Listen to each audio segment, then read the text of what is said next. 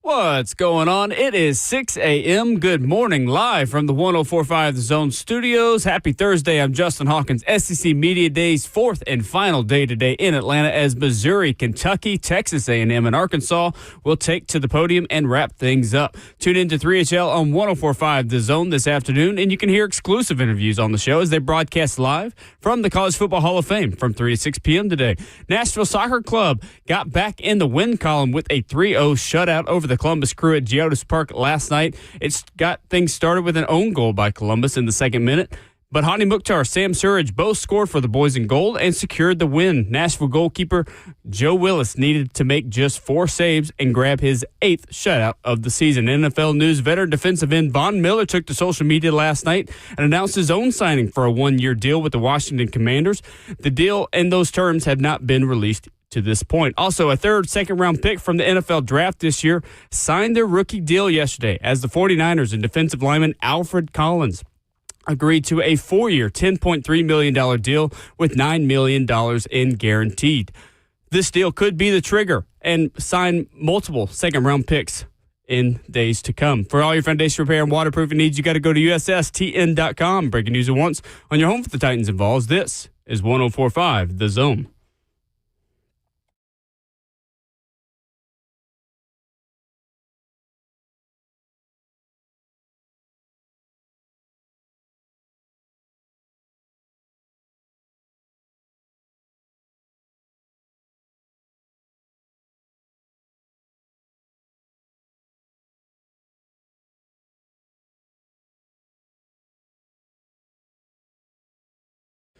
Off and running, kicking off your Thursday morning. Welcome in to Ramon and Will, fueled by Scooters Coffee. Visit a locally owned Scooters location near you in Rivergate, Smyrna, Brentwood, White House, or Mount Juliet. Amazing people, amazing drinks, amazingly fast. 615-737-1045. It's hot and muggy again. Yes. Shocker. You're going to kind of suffocate a little bit when you walk outside, but that's all right. We woke up today, and we live in Nashville, and it's going to be a good day here on the show and just here in general. One big question about 4 teams at SEC Media Days for one final day as SEC Media Days coverage wraps up in Atlanta today. We've got Coach Mack 1 week ahead of training camp practices. We've got Nashville SC winning again. We've got the Foster 5, the top teams of the SEC, and we have the Ramon and Will draft on this Thursday, July the 17th. Good morning, Ramon Foster. Hey, what up, Will, man? You're right. Going to be another warm one today. I think yesterday was an off day for me as far as my workout schedule and stuff, man, because we sat here and we had I don't even know what we want to call it. It's just a kickback with a few folks in the green room, man. After it was awesome, but it kind of slowed the rest of my day up, man, through my workout off. And just a lot of other things. But that time we spent yesterday after the show was phenomenal, man. It was great. It was real good. It was real great. good. But, yeah, other than that, man, yesterday was pretty solid. I don't think it was a day to be outside. But, hey, other than that, oh, by the way, I got to get some hummingbird serum around my backyard too, man. Hummingbird serum. Yeah, like it's nectar is what I should say. Okay. Nectar. I do have, and I'm the flagrant one in this situation, though, to be quite honest with you. I have the hummingbird feeder outside on my pergola. Okay, but it's not filled up, man. I felt bad. I saw one of those little hummingbirds show up yesterday, and he put his little beak in the device, and there was nothing in there for him. I was like, man, that's messed up. These are champagne problems that I'm not familiar with whatsoever. See, my pergola's got okay. I saw you smiling over there. I was like, what is he giggling about right now? But hummingbirds are cool, man. I don't know what it is about them. I saw one show up one time. I was like, oh, my God, they're just super cool to me, man, to see them fly up and fly away the way they do. And there's also, Karen said I can make my own. Karen, you're going to have to tell me what I got to do in this situation because I just go to Petco or something like that to pick it up. In the F&M Bank chat, Facebook Live, YouTube, Twitter, or Twitch, give Ramon hummingbird serum recipes. That's not something I had on my bingo card this morning or ever, but I'm here for it. See, what's funny, Will, people I think associate you with just like the preppiness and just bougie stuff from time to time. But that's like, you. It's me. And you were also president of the Beta Club in high school. You were just as nerdy as I was in high school. It's fine. Except when people disagree with my quarterback rankings or top fives of things, I'm the nerd. Which is was. I'll accept it. I tell folks all the time, it's like, yeah, I gave a speech in my senior class graduation and everything, man. I was part of like a counselor too at UT for a while. I'm the nerd here, to be quite honest with you. And you know what? I embrace it. I tell anybody, if you can do both, do it, man. Be an athlete and also a scholar. That's the purpose of it all, to be quite honest. So you set yourself up to have a life as a sports entertainer. That's what I'm saying. After you get done playing. 4 cups of sugar water. There it is. In a YouTube chat, Karen said it. 4 cups of sugar water. Per what, though? 1-to-1? Who's to say? Ratio? Either way, by the way, you got a sweet shirt on right now, too. I got the Nashville Nostalgia kit on. Nashville SC wearing it last night in a 3-0 victory over the Columbus Crew. I've got my name on it. I've got the big block shadow numbers. Appreciate Nashville SC hooking me up. It is such a nice jersey. Such a nice jersey. The boys in gold looked great in it last night as they dominated Columbus Crew to the tune of a 10th straight game without defeat at home. Yeah. You mentioned something yesterday, too, where you said this isn't just me just giving away state secrets, but you said if the Nashville SC had ever had a tie with the club, that they would probably have won the rematch with them later in the season. And so that held true. It did. I tweeted this out last night. Nashville is now 7-0-0 when it plays a team for the second time in this season. So they have had rematches. We call them reverse fixtures in soccer. Rematches with Charlotte, Red Bulls, New England, Chicago, DC United, Philadelphia, and Columbus, where Nashville has beaten all 7 of those teams in a rematch from a game earlier in the season. That is tremendously difficult to do. Yes. Very, very, very, very, very difficult to do. I told you when you walk in, I was like, more than anything, man. Like, so one of the reasons why I hated like watching baseball growing up, like I used to hate it. Now is a totally different story. Yeah, you love it now. I love it now. It was boring to me. I didn't know like when the runs were going to come. Like in football, you'd score exciting hits and stuff like that. With basketball, of course, it's the tempo up and down the court all the time. Heck, even with kickball, Will, in the backyard, I'd sit around and just do and want to play that. But it's exciting watching Nashville SC because of the amount of like goals that they score. And I don't think that's a normal thing for a lot of clubs or just in general with soccer. My kids played it growing up and we in a game 0-0. Babs hate that, by the way, but like Don Davenport, our teammate here, but like it'd be 0-0 even still in like little kids games and stuff. So the excitement has to draw a bigger crowd in each and every time. Nashville SC has played 26 games this season, Ramon. They have scored multiple goals in 15 of them. Yeah. 15 times this season, they have scored multiple goals in 26 tries. That's a pretty good rate. Yeah. Pretty good rate. It was fun last night. Hani Mukhtar with another goal. He's got 3 straight games with a goal. Sam Surridge gets one and knocks a guy named Lionel Messi off the top of the leaderboard for goals scored this season. So he leads the Golden Boot race once again. And it's the first win that Nashville has had over Columbus since May 28th, 2023. Had been a little bit. Yeah, man, like Messi's the guy that everybody speaks about. Like, is there somebody else that, like Hani Mukhtar is the guy that should be put up on the pedestal just as high? In MLS? Yes. As high as Messi, I don't think there's anybody on his level. Okay, all right. I think Hani Mukhtar would also tell you that.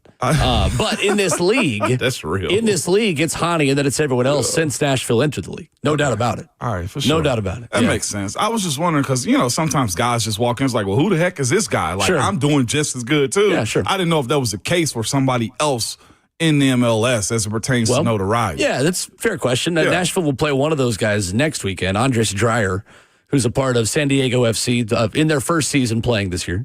And San Diego is the top team in the Western Conference as an expansion team this year, mainly because of the Danish attacking midfielder Andres Dreyer. So, no, it's a fair question, though. I mean, since Hani entered the league, since Nashville started playing in 2020, Hani Mukhtar has 77 goals. Dang. That is double digits more than second most in that time.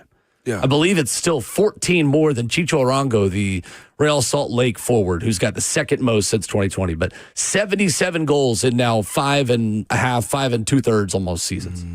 By the way, we spoke about something. We got our Foster 5. We've done numerous topics, too. Yes, we're doing one today. We are doing one today. With that being said, we did overhyped sporting events. It was the ESPYs last night. Did you know? The ESPYs are the biggest nothing burger in sports. Yeah. If you are moved by the ESPYs, you got to find an activity to do in the summer. It's I thought some of the jokes were funny from Shane Gillis, but that's just because I generally think Shane Gillis is funny. But I don't care about the ESPYs at all. Yeah, that's where I was last night. Like I was watching Rush Hour 3 for a second before I went to bed. Like that's what I chose to watch, Will, in those moments. It's not a case to just be crapping on like what the ESPYs are. But I asked the question. You can. It's okay. What are the ESPYs? You know what I'm saying? Like a way for ESPN to fill time in the summer. That's essentially and create it. Conversation. Today, we're at yesterday that point. Just played The Last Dance with Michael Jordan again. Like, I know that's where I'm at. Or give me to me, it's not what it used to be. Yeah, and some of the niche sports stuffs they do, like the best Olympic performance, like it just it's dumb. It is. Yeah, it is. Yeah. I loved the ESPYs so much growing up. Yeah. It is the biggest. Just meh. It's, who cares? But see, the thing that goes against the ESPYs to me, for me, in my opinion, is the fact that in sports, you got to tell sports exactly as they are. Like, if somebody has the best Olympic performance, more times than not, it's going to probably end up being like Simone Biles and how she dominated. You know what I'm saying? Like, you can't go against like what was one of the best performances ever for one of the best to ever do it in those moments. Or, best team. Like, I couldn't tell you one person who won an award last night. But you know what I'm saying? But sports has to be like super obvious, I feel like, when you're giving out awards and stuff. Like music albums and stuff like that, there are different categories where people feel like it was a better tempo for somebody, a different change-up. Yeah, it's in sports, eye of the beholder. It's like the best that you are in those moments right there. And that's why I think, like, for me, watching it is almost like, well, yeah, it's probably that team. Best team probably end up being Philly or something like that. You know what I'm saying? The Eagles. Like, it's kind of obvious, I feel like, every single time. Yeah, Mr. Keefe said it's just an adult banquet at this point. Yeah, right. It's just, it doesn't move the needle for me at all anymore. It's just a comedy show now. It's a comedy show. Yeah. Who can be the funniest It always host? has been that. It's just like I don't know. Maybe it's just as I've gotten older, I've realized, like, oh, this doesn't matter. This is just ESPN filling ad inventory in the summer. Are you putting it on your Wikipedia page? I won the 2013 ESPY Award. Because if I was big enough to win an ESPY, I would have more important accolades. Yeah. I did think the one joke was really funny from Shane Gillis where he... the Kalen Clark he one? named it... Well, there were a lot of good ones. I thought he crushed it. There was one funny one, though, where he said... I forget the name he said, but he was like, Linda Bailey is here, 4-time WNBA All-Star. Brittany Hicks is here, 4-time WNBA All-Star. Buddy claps. He goes, I'm lying. That's my buddy's friend. I knew you people didn't know WNBA players. That is fantastic. That's good. That is fantastic because that is a crowd of people that is trying to act like experts of the WNBA all of a sudden just because there's new eyeballs on it. In reality, they don't know the WNBA. Yeah. They don't know 90% of the WNBA. Oh, Ramon, you and I are on the same page of this take. That if you're going to have a strong take about the WNBA, tune in on a Tuesday. Get in there. Yes. Tune in on a Saturday. 100%, man. Going to a fraternity party. Name 5 brothers.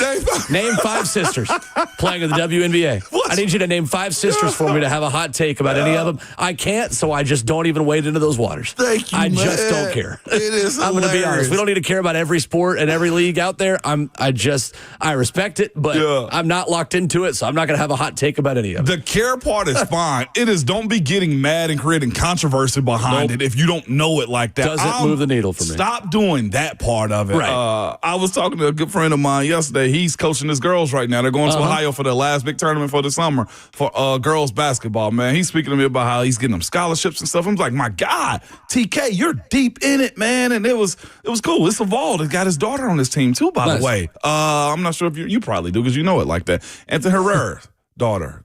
He's got daughters that's on his team too, and played guard at UT, played for Minnesota. Doesn't for a while. immediately ring a bell, but Herrera's. I remember him because he was one of the cooler dudes, and I came back on my visit. He had a black and mild in his mouth. He was at the recruiting visit, and he was already a pro at that time though too. So, but and Herrera, man, shout out to him. I told him I got to get in a group chat with him soon. There you go, Vols. By the way. Coach Mac with us at 7:20 this morning. We have got the Ramon Will Draft making a return. Things in sports that aren't as good as they used to be in the 4th hour. Looking forward to that. And the Foster 5, the top 5 teams in SEC football. Coming up in hour number 3 as well at 8:20. Your phone call is 615-737-1045. One big question on the last 4 teams making the rounds at SEC Media Days today. Coming up next.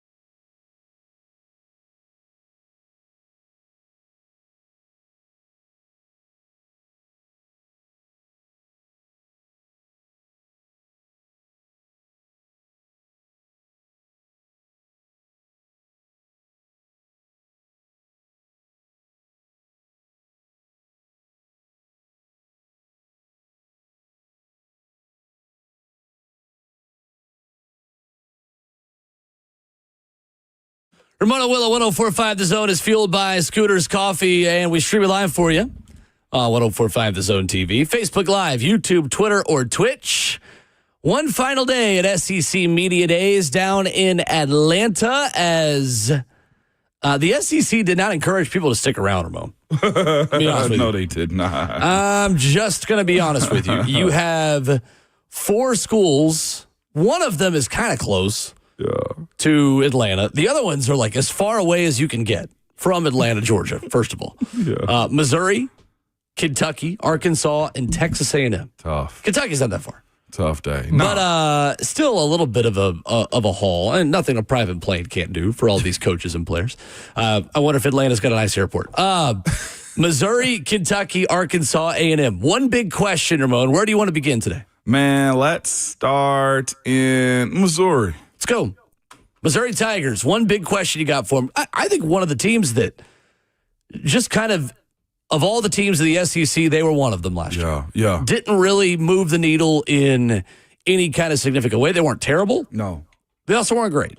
They replaced a lot on defense, and they were unable to replace that and Blake Baker, their defensive coordinator, who left for LSU last season. And to give a lot of credit to Eli Drinkwitz, too, man, with Luther Burden and the player that he was, still had him as a high draft pick. I mean, albeit he slipped a little bit, and I don't think it was because of Eli Drinkwitz, but, I mean, he still got draft picks out of that team last year. So kudos to him, man. I think he's kind of, I guess nerdy like myself at times with how he goes about his public. Eli Drinkwitz is as nerdy as it gets.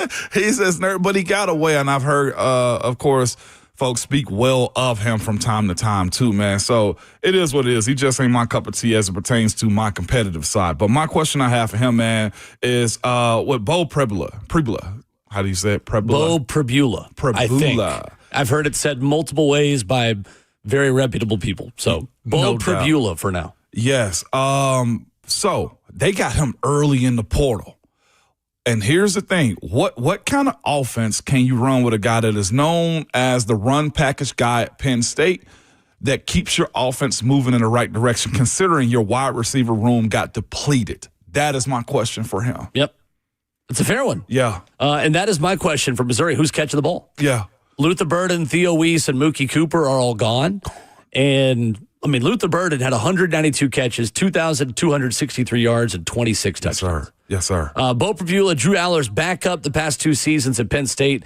Like you mentioned, used in run packages, played efficiently, 424 passing yards and 9 touchdowns to go with 571 rushing yards in 10 scores. I think that's the question from Ramon. How adaptable is Eli Drinkwitz to adjusting his offense for his new quarterback? Facts. And that's where I'm at as far as because he's supposed to be the offensive-minded, talented coach is what I would call. I want to call him guru. We throw that word a little bit around a little bit too much from time to time, man. But are you going to use him the same way as Penn State did? Like I said, he was early in the portal. He skipped out on the bowl game or the playoff games too. There's a lot that they did as far as he's my guy from my understanding. So it was fascinating to watch that. He was an early portal get for him. He's got an entire offseason of develop a style of play that should make, in my opinion, Missouri back competent again as far as the SEC goes. And here's the thing, too, about Missouri. I feel like, at least myself, I'll speak on myself, I didn't take Missouri serious as an SEC contender or what they are as a team and their history and stuff like that. I looked at them as coming to the SEC with their hands out. No, they won the SEC East. They've gotten the Vols. That is a good squad up there. And he's a guy, like I said, that has a lot of respect around these coaching circles to be the guy to usher them continually moving in the right direction. I'll give you one guy to watch for Missouri, because if there's one thing Eli Drinkwitz has done really well recently, it has been finding transfer portal running backs. Cody Schrader 2 years ago. Terrific. Yep. Last season, they replaced him with Nate Noel and Marcus Carroll. This year, it is 4-star Ahmad Hardy from Louisiana Monroe. Allow me to introduce you to the first-team All-Sun Belt running back who led all freshmen in rushing last year. 1,351 yards, 5.7 yards per carry. Here's the crazy number. He forced 94 missed tackles, Ahmad Hardy, last year. Second only in all of college football to Ashton Genty. Yeah. So remember the name because clearly Eli Drinkwitz in Missouri is pretty good at scouting a portal running back. So with that being said, it makes me wonder what's is there an option involved in this offense? And nobody wants to expose their quarterback there may be. that much. Nobody really wants to do that. But of course, like I said, with Bo Prabula, it's going to be fascinating because you'd be idiotic, Will, to not use his legs the way Penn State was attempting to at the time, who was backing up Drew Aller, too. Right. So, yeah. They got to replace 3 starters on the O-line, including NFL draft pick Armand Membu, who went number 7 overall. So it's really like you're replacing 3.5 guys. No, for real. As big as Membu was. Membu, yes. I say that as a good thing. That's a hoss right there. And again, like I said, that's respect to what Eli Drinkwitz been doing. He's been putting guys up and around. However, Luther Burden fell. I don't know if you blame him or blame his camp, however it goes these days too, man. For Kentucky, Ramon Foster, an offense that failed to score 21 points against a single Power 4 opponent in 2024. Tough. A single Power 4 opponent. They did not score 21 points. Beaten 31-6 by South Carolina, 13-12 by Georgia. How quickly we forget how close Mark Stoops and Kentucky were to beating Georgia last year. Yeah. They beat Ole Miss. 20-17. Still didn't score 21 points. Didn't matter. Lose 20-13 to Vandy, 48-20 to Florida, 24-10 to Auburn, 28-18 to one of the ugliest football games played at Neyland Stadium last year to Tennessee. They lose 31-14 to Texas and 41-14 to Louisville. What you got for Mark Stoops at Kentucky this year? How many questions do you have on that? Now, that last game is the first one I think that really needs to be paid attention to moving forward. The big recruiter that they lost at Lexington to Louisville, Vince Marrow. The general manager of Louisville football now. That's not my question because I want to keep it SEC. But as far as Kentucky goes, like that is a void that I think Louisville's going to benefit largely from. And not just that, they smacked you last year around too. But it felt like a changing of the guard in that rivalry. It did. Like with with Jeff Brom at head coach. I was around some folks speaking highly of Jeff Brom too. So it's going to be fascinating. Josh Pate says on his Josh Pate's college football show on Paramount Plus and 247 and YouTube, and he's not Paramount Plus, but Paramount owns CBS and all that stuff. Says he's the most underrated coach in college football. I don't know what it is about Louisville. Like, Louisville's a great sports city, what they have. Think about what their baseball team has done. Historically, basketball is real rich there. And I think because they were in the Conference USA when they were cooking the way they were under Petrino. In the Big East. It was the Big East. My bad. That's on me. It was the Big East. Yep. That you look and it's like, oh, yeah, it's just cute. No, they got some stuff going. And they are huge recruiters of South Florida, too, by the way.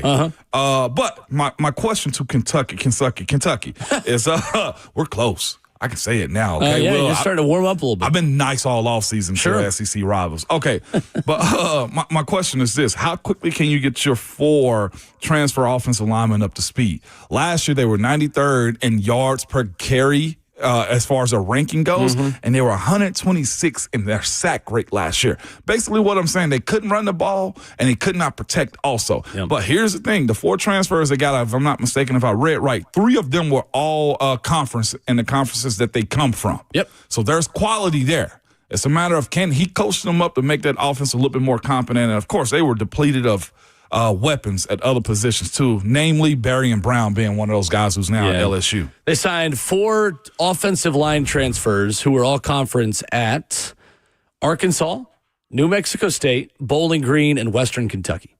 So there you go. For me, the question is, how are you going to score points? Yeah. Truly, how are you going to score points? 2024 team lost their dominance on the ground, did not run the ball very well. They fell 70 spots in yards per carry last season. Just one of the most abysmal offenses in all of Power 4 college football. Former top 100 prospect Kendrick Law comes in from Alabama. J.J. Hester from Oklahoma. True Edwards from Louisiana Tech. Troy Stellato from Clemson. So they've gone portaling. Yeah. Mark Stoops is trying to roll the dice one more time, but we are closer to the end than the beginning of the Mark Stoops era in Lexington, to say the least. That sucks to say. Because I think we spoke like a couple years ago or so, Will, just saying like he's the type of coach that he stays there and he wins. He's a statue getter. Like you put a statue in he might Lexington. Still be. Yeah, that's true too. I mean, what the expectations of Kentucky football are so low. Like the guy is a hero. for how good that he's been for that program. Yeah, man. That's going to be tough. It's just gone south at the end, but I mean, I don't know if he's just gotten so focused on when Kirk Ferentz is going to retire and he's going to take over at Iowa, the place he wants to be. But, oof, that's a question for Stephen Godfrey when he comes on with us in another week and a half. Iowa. I never imagined that being one of those spots. Yeah, that's right. 93rd in yards per carry last year, 126th in sack rate. Mm-hmm. So 4 O-line transfers coming in for the Wildcats. Arkansas is a team we've already talked about a little bit this week. And this team, Ramon, is odd to be a Sam Pittman team. Yeah. Because last season, they continued a streak of being one of just 2 Power 4 offensive lines that have allowed 30-plus sacks in 5 straight seasons. When you're Sam Pittman and offensive line is what you do, and your offensive line has given up 30-plus sacks in your program for 5 straight seasons, it is a very fitting symbol for where Arkansas football is as a program and how far they have to go to, from a recruiting standpoint, be relevant again. I'll add this to it. It goes to exactly where I say this often. I feel like these ADs and chancellors and presidents hire folks time and time again because they were hot at another place. My issue with guys like Sam Pittman is you were probably just better off just being a great offensive line coach. Mm-hmm. The management of a team and that being a head coach is harder, I think, than a lot of people allow to be said. And I think everybody think they deserve an opportunity. They deserve an opportunity, and maybe you just need to be the assistant head coach in title and the offensive line coach in position. Like, that's the way I look at Sam Pittman, because him and as an offensive line coach is probably phenomenal, but he can't coach it right now. Well, and that's the thing. Like, if Sam Pittman can't get your offensive line to be good, then nobody can. Exactly. That's the thing. He's a head coach right now, though. Right. But to that same point, though, my question I have for him, and I wouldn't be this disrespectful for him, but you have to ask the question. Can you handle 31 transfers coming in and the fact that you lost 4 wide receiver, your top tight end, and 3 starting offensive linemen? With also, you got to add to the fact that you got Taylor Green coming back. How do you allow this to happen, Coach? Right. When you have a veteran quarterback like him coming back, that's supposed to be when a window is open to go compete for legitimate stuff. Yeah. And not the Vegas Bowl being the best case of your season. Respectfully to the good folks over at the Vegas Bowl. Or the pat on the back type of stuff. Like, I felt like he was treated a little bit like that last year, man. Mm-hmm. But, yeah, that's what I had to ask him. Can he handle that? Because he may just go back to be somebody's offensive line coach next year. All top 4 receivers gone for Arkansas. They have a unique problem where they are getting poached. Yeah. The way G5 programs are. Their starters, their good players are consistently leaving for other SEC programs or Big Ten programs. That's a tough way to live. I was reading some stuff on them, too. And what's crazy is exactly as you said. Arkansas is in purgatory. Yeah. Well, the placement of their school. I don't know if they're even in purgatory. Yeah, like the placement of their school is not... It's not fertile recruiting ground. Yeah. No. And it's hard to get there. I mean, almost a lot of SEC schools are hard to get there, but... I think Arkansas may have been punished the most by Oklahoma and Texas joining the league. That's tough. Because now I can sell playing SEC football in Arkansas recruiting ground where Arkansas was the only one selling SEC football. I mean, in Missouri and Louisiana. Like, they're recruiting Louisiana at a high rate. They're recruiting Missouri and St. Louis and Memphis. And so is everybody else. Arkansas high school football is not great. Yeah. And it's harder for them to go into Texas and Oklahoma now when those 2 teams can also sell SEC football and has SEC money to spend. I want to look up and see who the top-ranked kids in Arkansas is, just for the heck of it. We'll get to that's a side topic. Texas A&M, the 4th team making the rounds today. What's your question for Mike Elko and the Aggies this season? It's what I think they're known for. When they were just being very spaced out as an offensive line, big body dudes up front, it is how do they replace the Maroon Goons? They return all of them.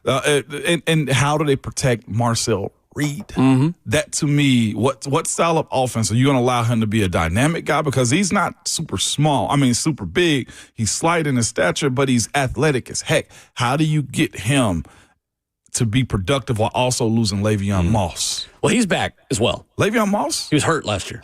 Loss of him. Okay, well. So he was on pace for a 1,000-yard season. He still earned second-team All-SEC despite the shortened season. He is back along with backup Amari Daniels and former 5-star Reuben Owens. at running back. That is my question. Can the run game get back to solid? Yeah. To balance out that entire offense with Le'Veon Moss healthy again? Like, can you play 11v11 in the run game and be one of the better rushing teams of the SEC with a dual threat quarterback who's as athletic as Marcel Reed is? Tough. That's my question for them. He very mature. Heard him on 3HL. Yeah. Oh, yeah. He brought his O-line here for his camp, too, if I'm not He's mistaken, great. man. Awesome. I've been broadcasting Marcel Reed games since he was a freshman in high school. And if you start at Montgomery Bell Academy for Marty Uverard as a freshman, you're pretty dang good. Pretty dang good. Minus the holler thing that they do, I think they have some rich tradition at A&M. I mean, that part prideful. of it, that is a rich tradition. You just don't like it. You just think it's weird. Remove Doing that. weird things is still traditional. You just don't have to like them. Yeah, that's essentially what it is, man. They got a very manageable schedule this year, though. They go to Notre Dame, which is going to be fascinating to see how they pair up against that defense that they have, which they've tried to construct that into a SEC-style defense, too, at Notre Dame. Mm-hmm. But it's not foreign for SEC teams to go up there. It's a very doable schedule. Now, like I said, at Notre Dame, they go to LSU, and the end of the season, man, at Texas. Those are their big three that they have to conquer this year. And it's cool, too, because it's not a ton of tape on Marcel Reed, so you still have the element of surprise of what you're capable of doing with him. Yeah, and I think, too, Mike Elko defenses get better in year two. I still think that is a program kind of just lost in the middle of the SEC right now, A&M. Yeah. And this is a really big year for Mike Elko to make that program relevant going into 26. They're recruiting really well right now. Yeah. In the high school ranks. They always should. As many resources as A&M has, they should always be a top 10 recruiting class. I joke when I say this, and maybe they'll get Shamar Stewart back this fall, too. 615-737-1045 is our number. Coming up, a little update from across the pond. Not good. The Open Championship is underway. I wasn't going to overdo it, but just a couple of words. Get you not U.S. Open, dang it, Will. An Open Championship update from across the pond coming up next.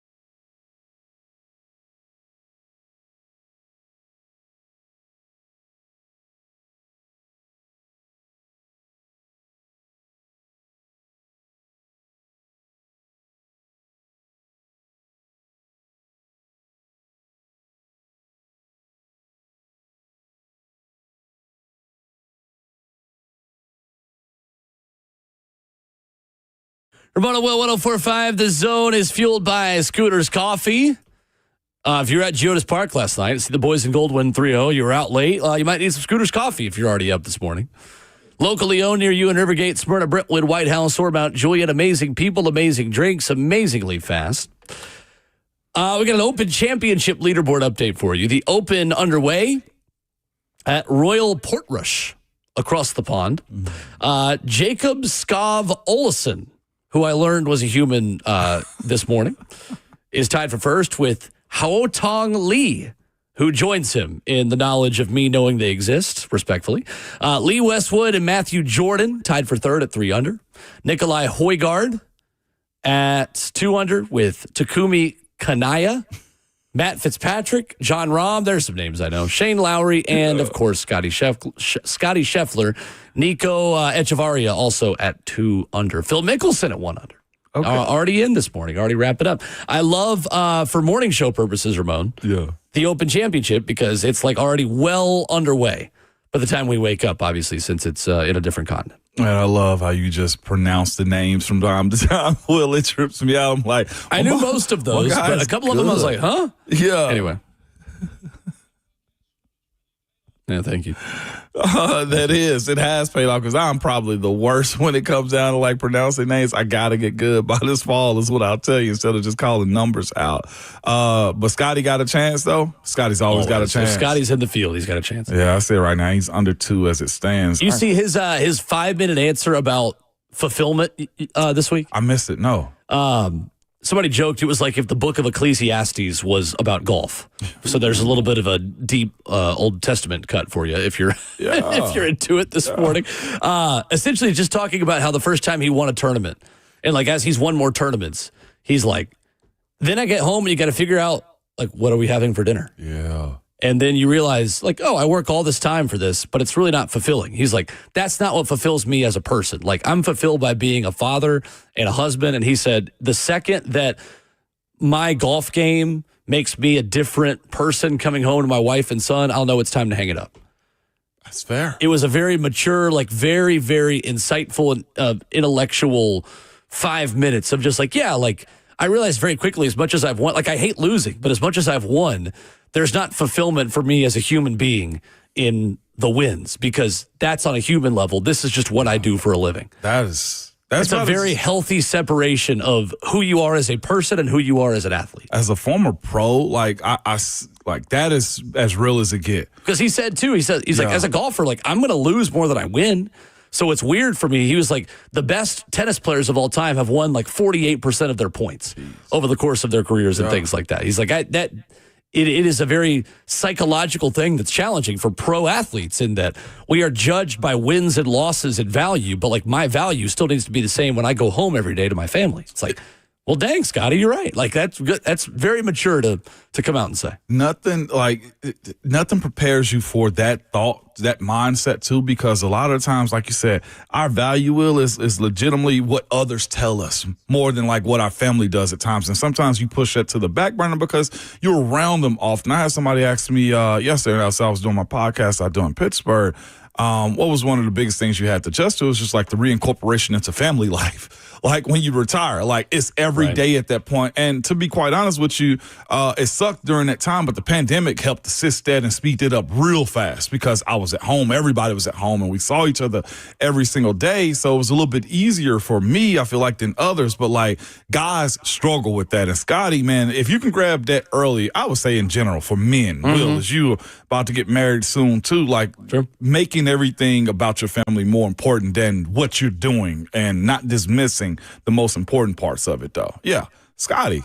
Well, you're going to make me a bigger fan of him, man. What the heck? I'm serious. What the heck, man? I think he's my favorite athlete in sports right now. Yeah. I really do. I love him and his family. I feel like if he was sitting in here with us right now, he would just be able to like talk NFL and just hang out. Like he's just a normal guy. Truly a normal human being who's just one of the greatest golf players to ever live.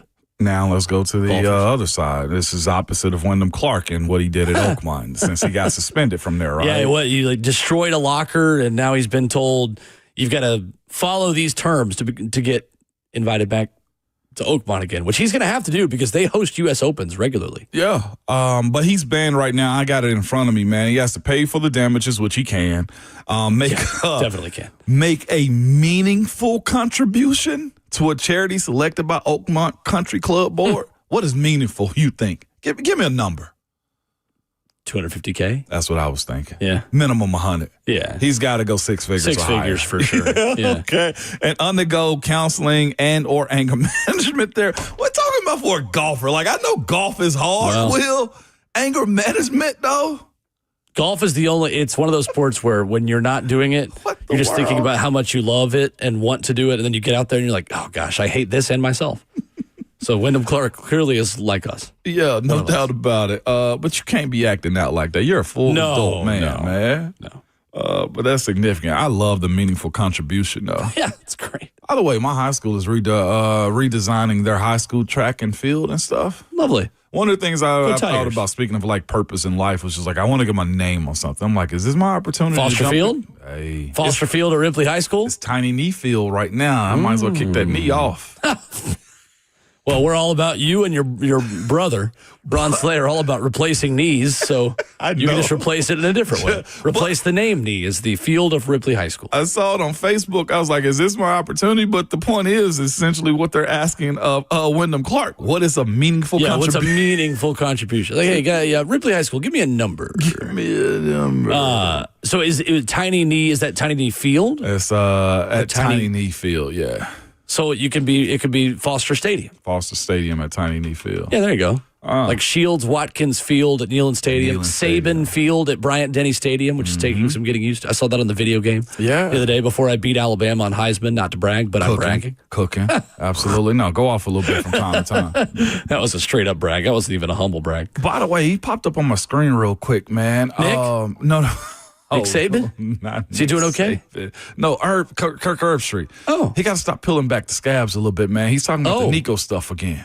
Is he? Yeah, he did a podcast recently. I saw it on A to Z. It's actually a clip somebody sent me. It was talking about the dynamics, the in and outs of what he heard basically about the Nico stuff. And I was just like, yeah, we're a little bit removed right now, Kirk, but I guarantee there's going to be a storyline, as it's probably one of the few times UCLA has even talked about around here. So I didn't see that pop up. He had some comments. I'll send it to you, man. It was basically the stuff that we all knew as it pertains to the how and the why of why it fell apart and stuff.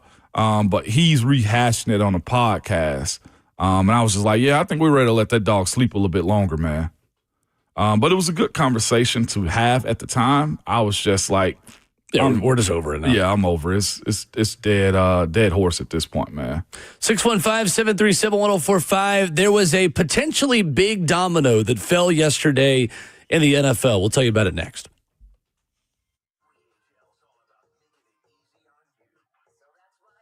Heard the Mark Patrick weight loss hypnosis hype? Well, I attended because my father stopped smoking. I lost 70 pounds and my friend lost 20 pounds in the first 2 months. Wow, what are you waiting for? Join Mark Patrick seminars and lose the weight or stop smoking guaranteed for only $49.99.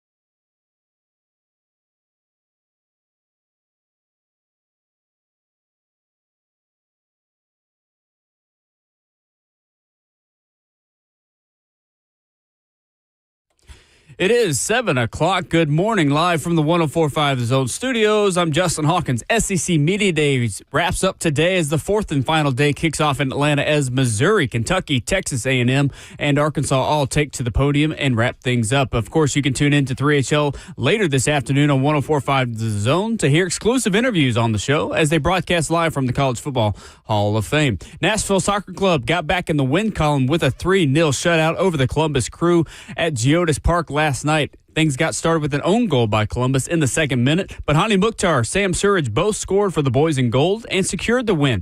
And also Nashville's 10th straight unbeaten result at home. Nashville goalkeeper Joe Willis needed to make just 4 saves to grab his 8th shutout of the season. In NFL news yesterday, veteran defensive end Von Miller took to social media last night to announce his own signing for a 1-year deal with the Washington Commanders, but the terms and the deal has not been released to this point. Also, a second-round pick from the NFL Draft signed their rookie deal yesterday as the 49ers and defensive lineman Alfred Collins agreed to a 4-year, $10.3 million deal with $9 million in guarantees. This deal could be the trigger that you'll see multiple other second-round pick signings in the days to come as training camp nears its start. For all your foundation repair and waterproofing needs, you've got to go to USSTN.com. Breaking news at once on your home for the Titans and Vols. This is 104.5 The Zone.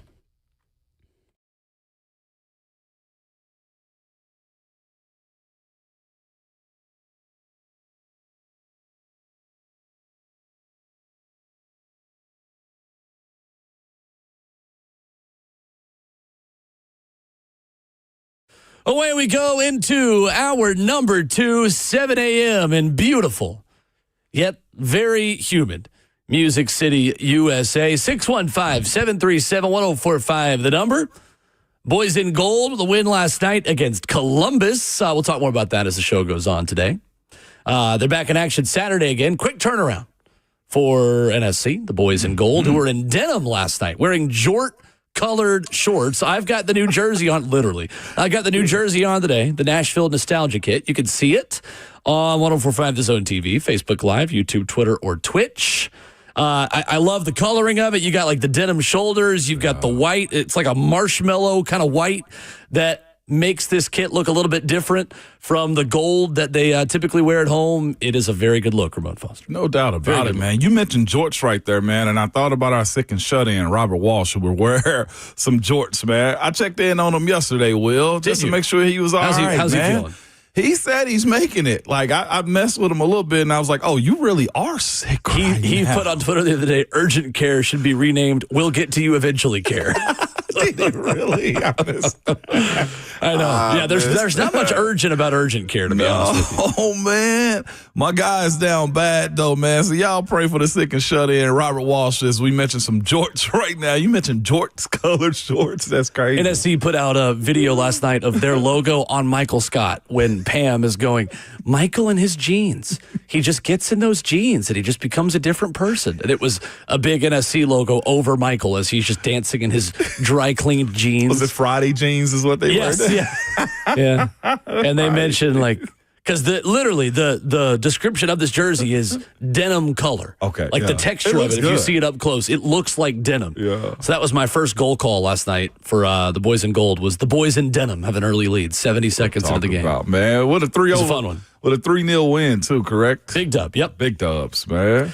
So a domino fell yesterday, Ramon, in the NFL that I think is going to have ripple effects on the Titans.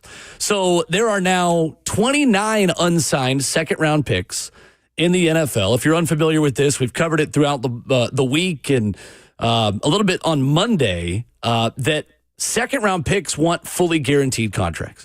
Agents are trying to follow the precedent set by the Cleveland Browns and Houston Texans, classic, of fully guaranteed deals for second-round picks Carson Schlesinger and Jaden Higgins. Well, anytime NFL owners hear the words fully guaranteed contract, they cringe. Gives them highs. They shudder. Yeah. They don't like that. They don't want to set the precedent of fully guaranteed deals. If draftees are getting it, then veterans will want them when they renegotiate their contracts later. And that is not in the best interest of NFL owners who want to play cap magic and not have to pay out money over the course of a contract if a player just flames out and doesn't end up being as good. Well, Alfred Collins became the third second-rounder to sign yesterday. Of the slotted $10.3 million deal, $9 million of it, Ramon, was reportedly guaranteed. So the percentages of that are meaningful for other second-round picks, that's 87.37% of the contract. Mm-hmm. Last year, the 43rd pick got 77.98% of his contract fully guaranteed. At the very least, that number is going to increase closer to 100% of the contract fully guaranteed. I think this could help Femi Oladipo be signed sooner rather than later for the Titans. It could, because here's the other part, too. With I think it was twofold for San Francisco and also the D-tackle Alfred Collins, too. San Francisco's they got a very depleted defensive line front also. So they needed him in camp. And I'm sure, depending upon who his agent was, they were going to play hardball because there was a major need. I look at this, Will, and say that's great. Now they have a system. They have a tiering in place now as it pertains to how you're going to pay these guys moving forward, unless you was the first two guys that signed, namely because of Cleveland, right? But what I'm getting at is this. Like, I'm actually looking at the bottom end of this. I'm also looking at the third and the fourth and the fifth and the sixth and the seventh round. Now we're at a point to where we can start to diminishing money, where the only thing you're probably going to be guaranteed is just the signing bonus, which is depending upon where you're drafted at. But the guarantees of your contract, I feel like for guys who are probably third and fourth rounders, are going to go down lower than they probably should at these points. So, too, I'm looking at the entire realm of how they are getting these numbers together. Mm-hmm. Because, again, when you start throwing that guaranteed in there by those first two second-round picks, I think it's going to screw up more on the back end than it is on the front end of that, man. That's a good point, because that money's got to be made back up somewhere. It has to. And the ask for this money has to be there too. So if you're telling me now we're about to enter a tier era of second round guaranteed money, I feel as if some guys are going to get screwed on the back end of this. Now, again, once the lower around you go, the less of a guarantee you are to be a good player. Right. But the issue that's the part of it that's different. It's the money that, like, I'm supposed to be paid out. And, more times than not, these types of deals haven't been discussed the way they are right now, because this is first-round conversations, I feel like. I'll take it a step further. In today's era of college football, where drafts are becoming more shallow in terms of the top-end talent, the two things in second-round markets – in terms of talent and guaranteed money, are going in opposite directions. Now, that's year to year. Not all draft classes are created equally. Some years, the 40th overall pick can be a year one starter. Other years, that's a rotational player, or depending on the position you're taking. Not always the same priority for every team. But what is changing, Ramon, is the amount of fringe draft prospects who are going back to school to make what they would get in guaranteed money as a draft pick. You're making sense here, Will. The fact that Carson Beck went to Miami instead of going in the second or third round of the NFL draft. The fact that Garrett Nussmeier goes back to LSU. LT Overton, we talked about him yesterday at Alabama. Like, half of Bama's front seven came back to school when they all could have gone and probably all been drafted this past time around. So that's going to be the tricky part for NFL owners, saying, well, if my second-round player pool is getting worse, why should I be paying them more guaranteed money than I was even 1 year ago? And it may end up being like a hopscotch situation. You know what I'm saying? The word this year may be a down year, but next year, because those 7 guys went back to Alabama, right. So now they're all available. Now, how do I bargain those guys? Because there's only 32 first rounders. Right. If I'm a first round caliber type, there could be an overload of talent, which is a good thing. And my needs and my ask are a whole lot higher too. Right. So I think the NIL stuff has forever changed the kind of player that is available for you to pick in the NFL draft. It's trickling up way more. It becomes an older group of draftees. Yeah. It also means more tread of the tires. For some running backs and wide receivers, it means they've taken more hits when they get to the NFL, but they might be smarter and more financially sensible players. Yeah. Because odds are, if you're going to the first 2 rounds of the NFL draft, you've already made 7 figures playing as a college football player. Yeah, yes, you have. I mean, in most cases. Like, to be quite honest with you, I see Dustin asks about Shamar Stewart. Shamar Stewart is probably a millionaire already. Yeah. He can sit out this year. At A&M? Absolutely, yes. He can sit out this year and get redrafted now for him. He's got leverage. He does. Yeah. But the issue that he runs into is a guaranteed first-round contract that he had this year, whatever money he was slotted to get. More times than not, I feel like you usually drop when you go back into the draft. This isn't baseball the way I'm looking at it, where guys drafted in the 20th round, like it was our guy at UT that went to Wake Forest. Golly, the pitcher. The 20th round? Yeah, he went in the 20th round. Burns, Chase Burns. Well, he was drafted out of high school. Out of high school is what I'm saying. Like what I'm saying in baseball, you can be drafted in the 20th round and end up going 5th overall 2 years later. Exactly. Football, they look at the wear and tear or the fact that you didn't play. You didn't play football for a year. Well, and you might just not be a great athlete. Like that is why high school recruiting rankings in football are most directly tied to success in college. Is that in this sport, you just have to be bigger, stronger, and faster. Yeah, you do. Like, it truly is that simple. It's not there is technique to football. Don't get me wrong. There's so much technique to it. Yeah. But you can be the best person at running a comeback route and know the exact way to leverage and fake your hips one way and come back the other way. If you're not just faster and more agile than the guy opposite you with better hand strength to catch the ball, or maybe he's got longer arms, it doesn't matter. Right. Like, it's the great equalizer. In basketball, you can be not the greatest athlete in the world, but if you go from a 20% three-point shooter to a 44% three-point shooter, you're an all-SEC or all-American level player. Absolutely. In baseball, you can go from being a 5'6" scrawny junior in high school to a 5'9", still undersized guy, but add 10 to 15 miles per hour on your fastball. Like, there's a technique and a skill to other sports that allows you to evolve and become something else. Yep. And in our YouTube chat, y'all guys can check us out there, Facebook or Twitch also. Also subscribe, follow us on Twitter too. I'm at Ramon Foster. You at Will Bowling, Will_Bowling. There you go. Yeah. There you go. Thank you. But Scoop on YouTube, if y'all want to check us out, says so. Speaking of Shamar Stewart, so he can end up being a second or third rounder because he's sitting out. Yes. Yeah, but that's not gonna happen. I think it does. You think he's going to sign? I'm asking if he doesn't play this year, I don't think he goes back in the first round next year. Probably not. It sets a precedent, I think, for anybody else that decides that they want to hold out because of a contract issue. I'd be very surprised if it got to that point. I mean, surely they get this done. We're talking about, respectfully, Cincinnati and how they deal with this type of you stuff. never say never with Cincinnati. Yeah. Ever. When Cincinnati has an opportunity to be cheap, they just have to. My personal opinion, Scoop, yes, I think he turns to a second or later. I would even go fourth round at this point, because what is your value at from 1 year to the next? If you don't play at all, I mean, ask Deshaun Watson what it was like when he took a full year off. Easily. Calvin Ridley has made it work after taking a year for the gambling suspension, but I mean, yeah, it's hard to do, especially in a position that physical and that physically just taxing. That's what sucks about football is you have to have some physicality to your game. Right. 615-737-1045. How you jump in? Coming up, Coach Mack of Titans Radio will join us 1 week out from Titans training camp. We'll ask more of the big questions about the Titans to Titans Radio's head coach after this.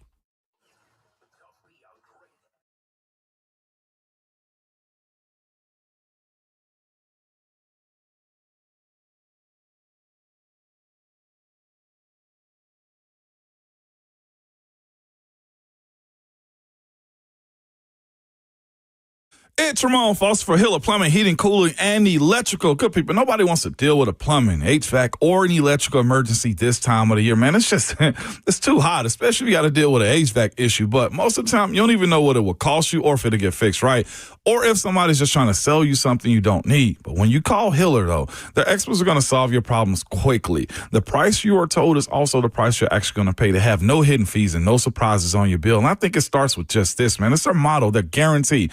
Happy you'll bill, the service is free. They just do good work. I use Hiller. I've used them a few times around my house. They do the work right. I probably got to call them right now because I got an electrical issue outside, on my pergola. With that being said, though, man, they've been here for over 35 years. They're family owned and operated. And their techs, very professional, experienced, and trustworthy. And they're all background checked and drug screened, too. So here's what I'm going to tell you. If you want to trust a company, the way I do is to handle your plumbing, HVAC, or electrical stuff around your house, go to the website to book one. It's happyhiller.com.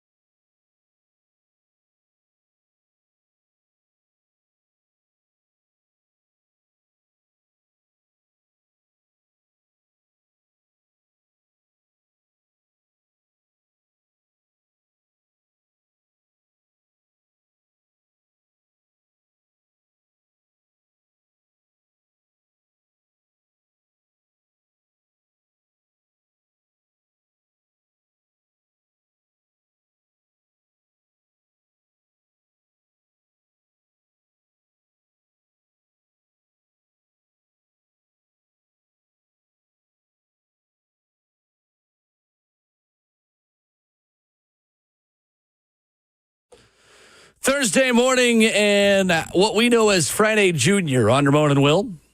Fueled by Scooters Coffee, locally owned in Rivergate, Smyrna, Brentwood, White House, or Mount Juliet. Ramon Foster and Will Bowling 1 week away from Tennessee Titans training camp as we are joined by Titans Radio's head coach, Coach Dave McGinnis, brought to you by Two Rivers Ford, the South's most trusted Ford dealer. Two Rivers Ford. Mac, how we doing? 1 week away. Doing good, guys. Yeah, I've been back in town for a little while, getting some stuff set up, getting ready for training camp. Ramon, when do the Vols go to training camp? They go to training camp. It should be next week, Coach Mack. It is go time. We're talking about put the books down for a little while. Summer session is probably over at the end of this week, Coach Mack. Take that last little exam, and we back to football, Mac. Can they do two-a-days in college still, or what are they doing? No, they ended that a little while back, Coach Mack. Those days of doing two-a-days for them is over. They'll do early mornings with an extended practice and meetings all day and stuff like that. There's no 20-hour rule, if I'm not mistaken, during training camp for colleges, though.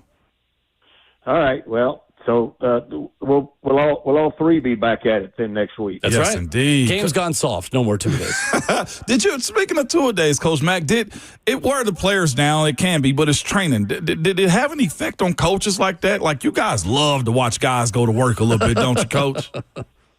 You know what? Here's what you do as a coach in this league. And again, I've been through a lot of decades in this league and a lot of different iterations of the way that you conduct business. But however it's set out that you're doing business, that's what you adapt to as a coach. Yeah. The thing that you want to do as a coach is be able to be sure that your players are prepared. That's the main thing. And then whatever rules and restrictions are put on you, then that's what you learn to work around. That's the adaptability of coaches. It's not just you have to do it one way, because we've all experienced this. I've experienced it from two-a-days, full pads every day, okay, for 6 weeks, to what it is now. You adapt, but the thing that's still important is getting your players prepared. No doubt. And Coach Mack is fascinating, too, because I was talking to my old employer, somebody from my old employer yesterday, and it's the Pittsburgh Steelers. The Steelers. Okay. And, humble of you. I'd heard that Coach Tomlin had moved the practice up from 2:55, which is always weird. Why can't we start at 3? All the psychological stuff every single time, Coach Mack. But he moved it from 2:55 to 1:55, and it was because he said he wanted to make the guys a little bit more miserable. And I say that, Coach Mack, because each team is different. Each team needs a little bit more. And have there been some years, Coach Mack, where y'all walked into those coaches meetings and say, this team is a little bit younger, this team is a little bit older, we need to tweak and do this a little bit more? You're absolutely right. I mean, your team, and especially nowadays with free agency, the way it is, your team takes on a different mindset and also a different makeup every year. It was different, Ramon, when I first started, because you had the same guy year after year after year, and you pretty much knew the timber of your team. It was very easy. I mean, you knew the veterans; they were used to a way to doing things. If you were being successful doing it like that, like, you know, when I first got into the league, Mike Ditka had been very successful for a couple of years, and then we continued to be very successful. But you had the same group of players. Now it's a lot different, and you have to be able to not only adjust your schedule, but you have to adjust to what the temperament of your team is, and the temperament of your team changes year to year to year just because your players change. That's the nature of what this is right now. So that doesn't surprise me at all that Mike Tomlin's doing that, because if you're not adapting, then sooner or later you're not going to be able to be successful. Coach Mack, brought to you by Two Rivers Ford, our guest. Mack, I'm always interested in training camp of the balance between experimenting with things that you know might not work, or just putting things on paper that you know are going to work, that you want to be foundational pieces of your scheme. For Cam Ward specifically, Mac, how much license will he have to kind of test things out, experiment on things, and see what works or doesn't on the practice field before you really start to narrow down game plans and foundational aspects of who you want to be as an offense this year? You know, they've done a lot of that during these OTA sessions. Mm-hmm. That's what the OTAs are for. And then the mini camp, you start to zero in a little bit more. Now, once they get into training camp and you start dialing in not only trying to get your roster down. Now you're trying to get your roster down. You're trying to get your roster down to 53, and you're trying to get it down to 16 on the practice squad. That you'll start dialing that in even more succinctly, and then in the preseason you'll be able to find a lot of that out, especially working against somebody else at their place for 2 times. That's going to be very, very important. Now, you won't drastically change, but what he will do is, to your point, zero in on some things that Cam Ward is comfortable with from the outset. And then, look, you got to adapt. He's going to have to adapt during the season anyway. That's just the nature of the National Football League, because every opponent brings up some kind of different obstacle that you're going to have to overcome. But they started that pretty early in this in the OTAs of starting to tailor what the quarterback can do and what everybody else can do, so that you can hit the ground running. Because really, once you get to training camp, it goes pretty quick before that first real season game comes into being. So, Mac, having said that, for this linebacker room, what do you want to see? What do you think Frank Bush wants to see growth-wise until pads come on and the position changes a little bit with the added physicality? In this short time where we still don't have pads on in training camp, how can those linebackers continue to grow, and how do you judge success at that position without the physicality of it to evaluate? How well do you grasp what's going on? How much control do you have of the defense? How quickly are you able to adapt? And then you've got to. I've never ever tried to evaluate a linebacker until they set their pads against somebody else. That's just the way it is. Now he'll have plenty of time in the pads, with these guys. He's had these guys in pads before anyway, to see what they are. But the main thing, especially with as young as this linebacking core is right now, you've got to find out who can grasp these concepts and who can be in control and who can be in control on a consistent basis. That's what he's looking for. Man, Coach Mack, I appreciate coaches like you, man, because we hit those OTAs and mini camps, man, and we got these All-Americans, because there's no All-Americans in professional football. You either All-Pro or Pro Bowl, okay? We got these All-Americans, Coach Mack, that just want to go out there and make the team in the spring, and I just look at them just like, you know this don't count right now, right? That was a good rep, but I'm going to body you in camp. I hated those guys, Coach Mack. Put your pads on is what I tell them. When I was coaching here, we used to call them all Metro Center players. Yeah, I'm glad to see you across the league, Coach Mack. We got a name for them types, man. Well, I mean, at different places, because look, it matters. It matters when the pads come on, and it's not just one day. Yeah, you've got to prove to your locker room, to your teammates, that you can withstand it day after day after day. Because I'm not telling you anything you don't know, and not saying anything that you listeners don't know. It is a mental grind in the National Football League. It is a mental grind, and you're not looking for one-day wonders. That doesn't help you. No, it does not. And that's the unique part about training camp, Coach Mack, even though they got a few more breaks than I feel like we had in our day. I'm not bitter at all, Coach Mack. I get it. No, hey, Ramon, stop. They got a lot more breaks. And the other thing is, you are bitter. Yeah. Absolutely. Thank you, Mac. I am, Coach Mack, just a little bit, man. But with that being said, Coach Mack, being able to that point about the everyday, and I think the game has gotten a little bit smarter. It's gotten more advanced because the athlete has changed and stuff like that. And I want to go to that part with you real quick, is because you've been around the guy that's been in this position before, and that's Jared Goff. You guys brought him in St. Louis, later with the Rams, and Cam Ward is in this exact same situation. Everybody understands what it is. Coach Calley can tell us it's a competition, but we know what the future is for a guy like Cam Ward. How do you balance him day to day? I don't think you got to be hands-on and touchy with Cam Ward and stuff like that, Coach Mack, but how much do you give him and force him to kind of grow up a little bit? Well, a lot of it depends, on the individual. Look, Jared Goff was a very, very mature guy when he came in. He just didn't have a lot of help around him. We had built a defense, but we were still in the process of rebuilding the offense. He was the starting point to rebuild an offense. The thing that you have to do, of course, coaching quarterback. I've been around a lot of different quarterbacks in their first times in the league. and they're each different. They're different, and that's why you have to be able to find out. Again, that's knowing your players and how much you think that they can handle, or how much they display to you that they can handle. That's extremely, extremely important. So far, from what I've seen from Cam Ward, he is very, very level.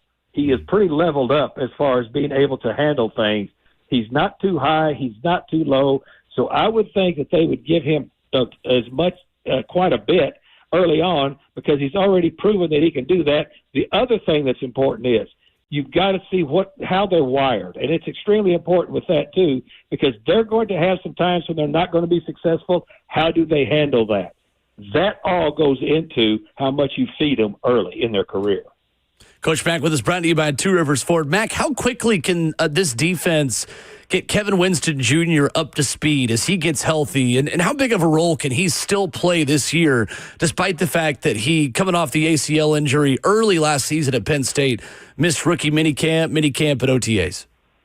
Well, I mean, he's been there, so he's been going through all the mental part of it, and plus he's been rehabbing an ACL. So the thing that I do know is that they will have roles for him. That he's fortunate with his defensive staff, especially the group that's going to be coaching him up. I've been with these guys. I've coached with these guys. They will have things for him to do that will work him in to the flow and the rotation once he is healthy. That's the first thing. Here's the thing you don't want to do with a talent and a young player like that. You don't want to rush him in before he's ready physically, because it's enough of a strain anyway if you're all physically ready to play as a rookie in this league. There will be 3 safety packages for him when he is ready. But I can promise you guys this: they won't put him out there in any sort of full-speed fashion until he is totally ready to go, because I think they've got long-range plans for this guy. Mac, it's interesting in the profile of him as a player, a bigger and longer, kind of rangy safety. Do you see that becoming more the profile of what teams want as 3 receiver sets become the norm, as nickel packages become the norm?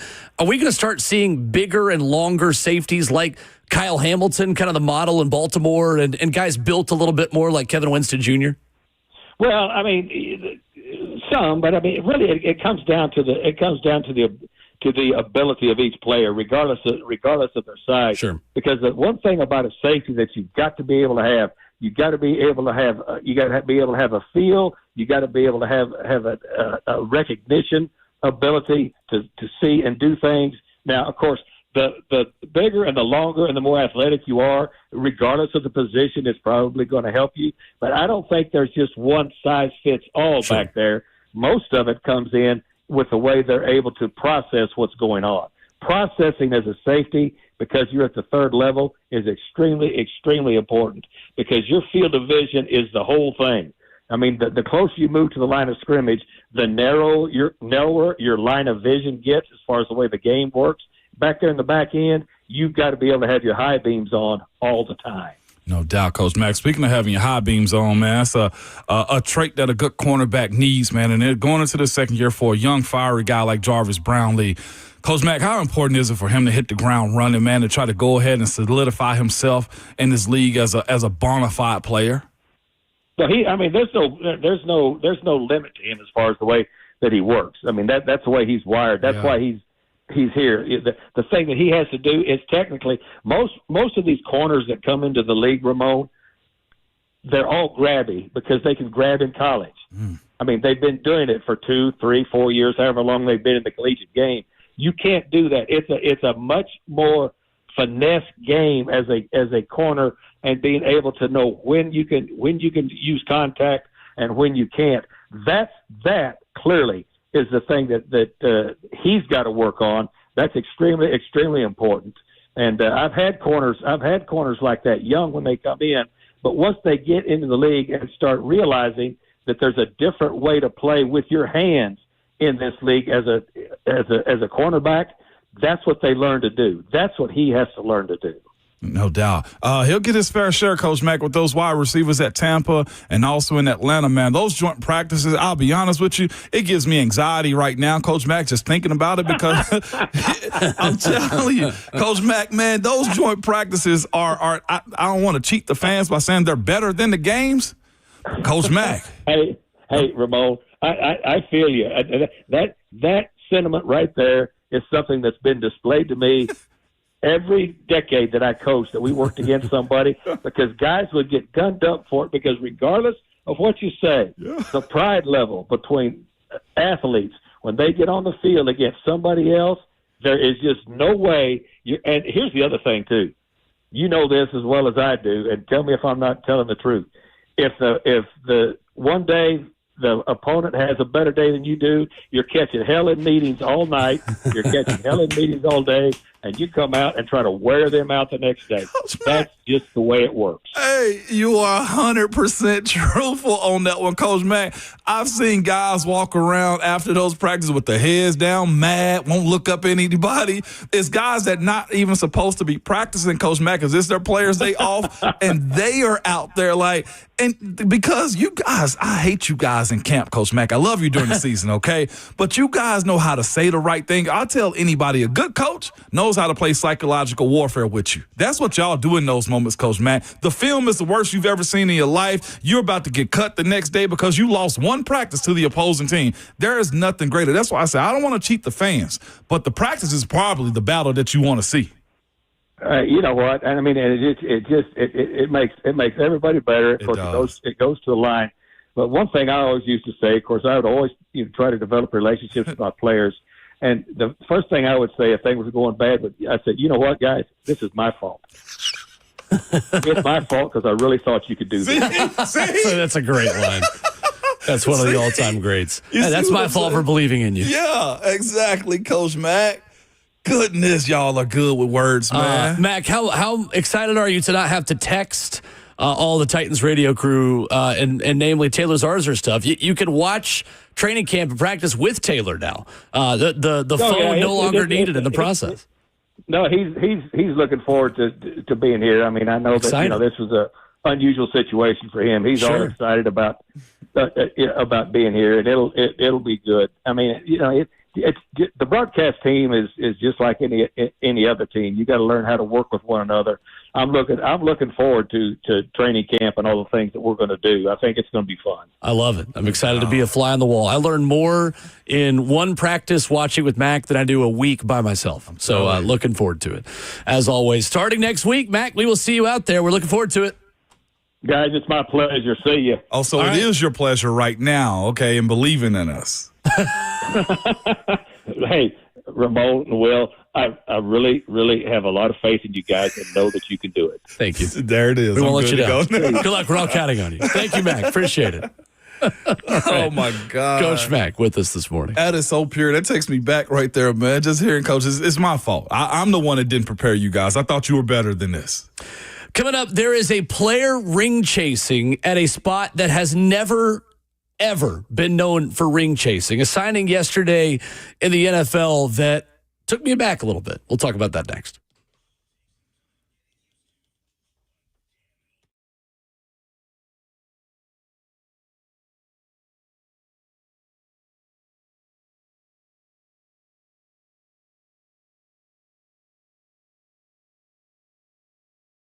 Is your concrete in need of repair? Maybe your sidewalk is shifting, your driveway is cracked and sinking, or your porch steps, maybe they've moved on you. You know what it looks like, all right? Shifting concrete can create a dangerous situation, just trip hazard around your home. Simply, it's an eyesore, okay?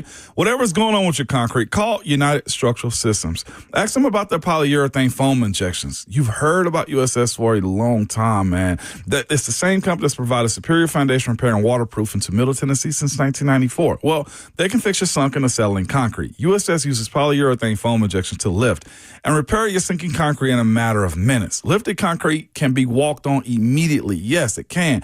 Or even driven on after 30 minutes. So don't go through that long, expensive process of ripping out and replacing concrete. Reach out to the company I trust, man. You can go to USSTN.com, this USSTN.com, or call them 615-488-7855. United Structural Systems.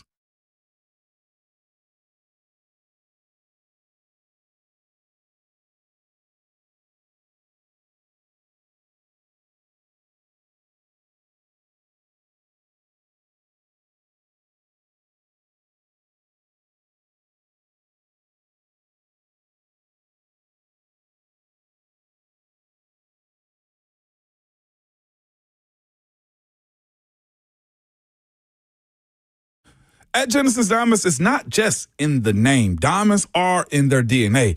They dream about diamonds. They obsess about diamonds. Diamonds are their life. They go through the ends of the earth to get the best diamonds, too. They look at over 100 diamonds at the cutters and pick just a few to bring them back to the showroom. Yes, think about that for a second. The best of the best. They make sure that every diamond has a certain sparkle and brilliance. They have every diamond graded by the world's most prestigious gem labs. They look way beyond the 4 C's, all right? To guarantee is not just acceptable, it's extraordinary.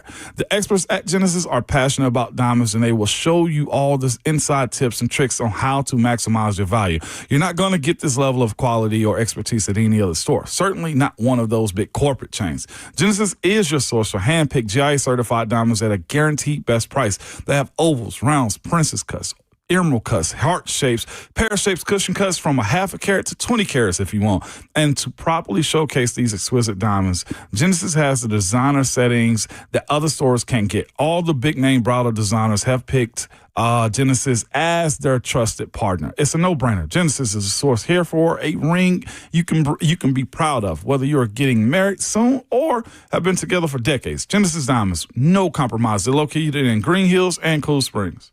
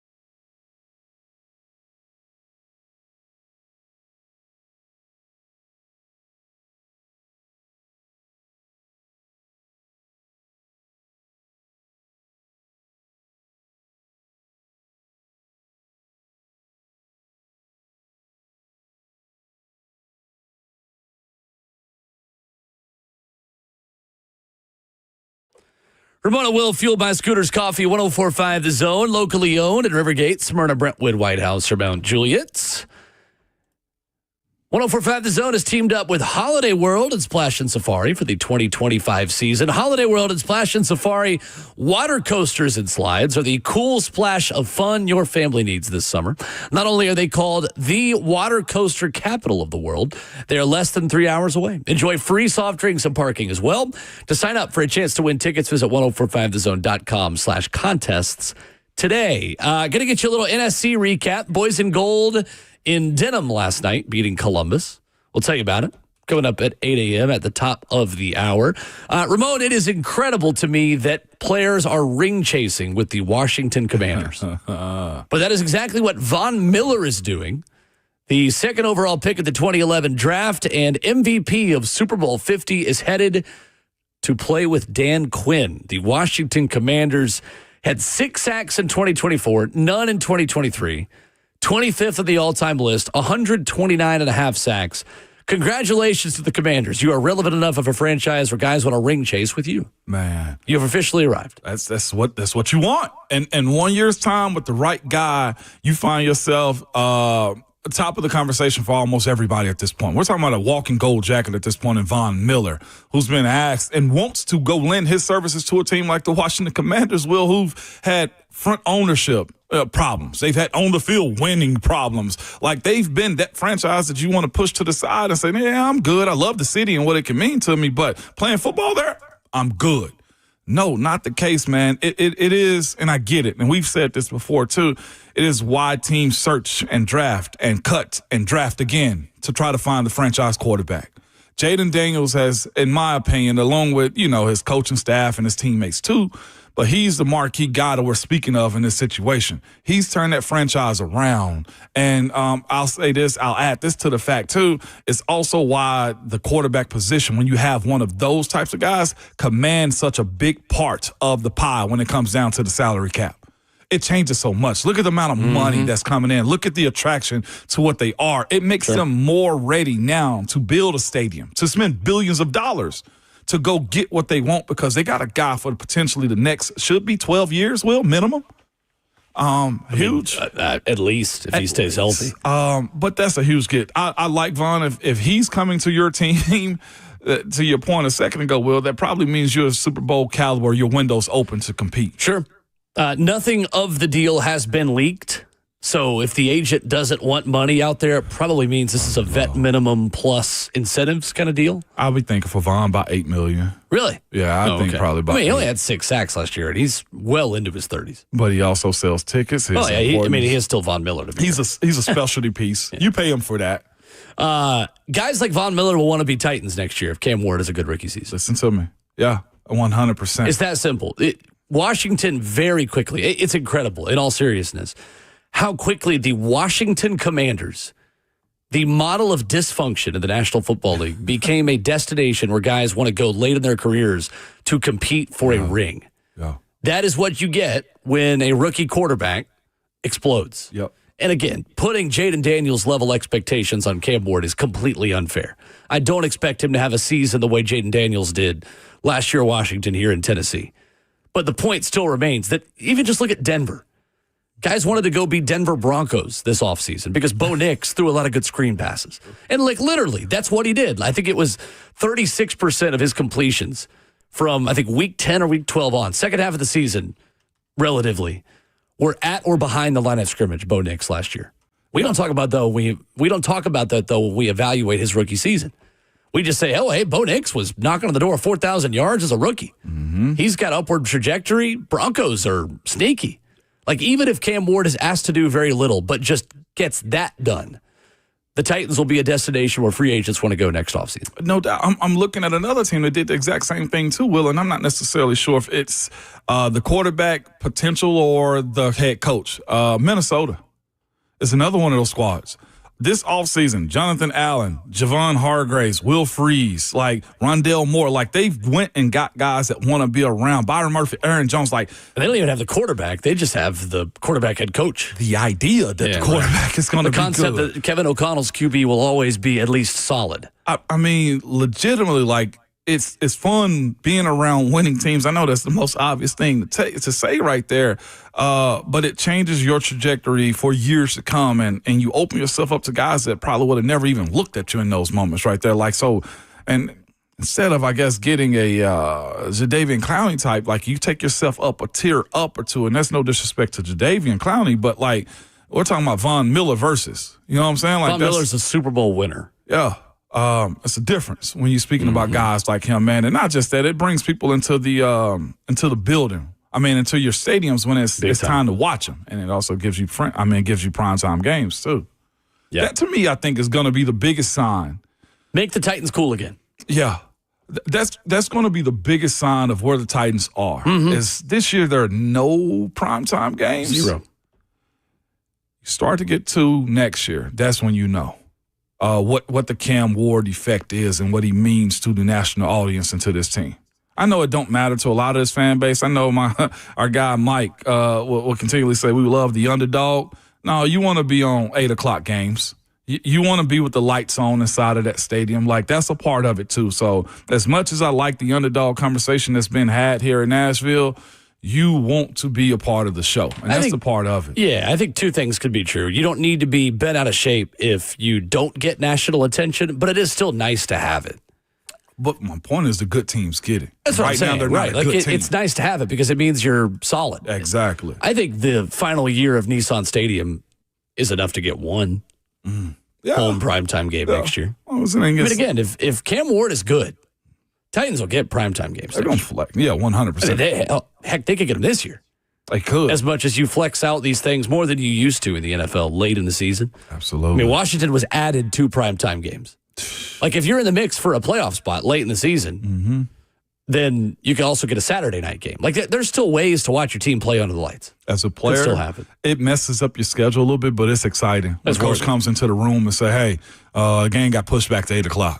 Like, it's exciting to be a part of that. I'll be quite honest. I was curious about that, how much players really care about that. When you chasing your recovery after the game, it sucks. Right. But like to go from a 1 o'clock game to primetime Sunday night or the 4 o'clock to the 7:20 Central, it's really friggin' cool because you've probably won a lot. Nothing's to be worried about at that point. Sure. Yeah, well, I like it. I love it. Like, Nashville SC's playing Toronto Saturday. They were playing in San Diego last night. See, that sucks. That kind of travel and recovery, especially in a sport where you run like 7 miles a game at some positions. 4 time zones, too. Brutal.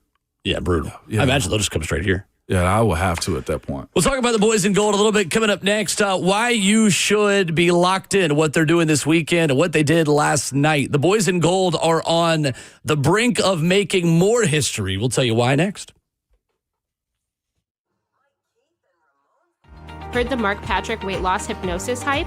Well, I attended because my father stopped smoking. I lost 70 pounds and my friend lost 20 pounds in the first 2 months. Wow, what are you it's waiting Ramon for? Foster Fort Join Medical Mark House Patrick Calls. Good Seminars people, and it's lose the weight or exactly stop as smoking, I just told you. guaranteed It for is only Medical $49.99. House Calls. Whether you need to get your labs taken, man, or you just simply don't want to go to the urgent care room like our good friend here who's a little sick, or the appointments don't fit your schedule. We're all busy. We all got a lot going on.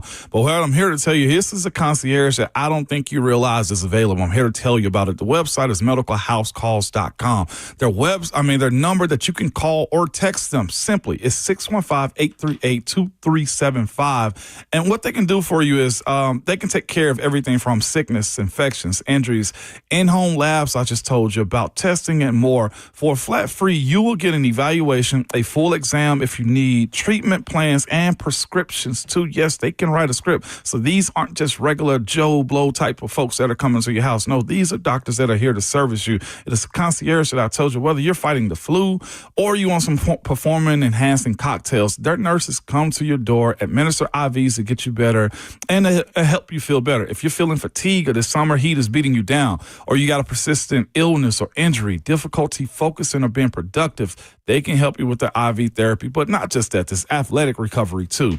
They do everything. They can also be your primary care. Again, this is something I'm involved in that I want to make sure they come out to my house and service me too. So I'm not just telling you about it. I'm a person that uses them. So medicalhousecalls.com, or you can simply call them at 615-838-2375. And be sure to tell them that Ramon sent you.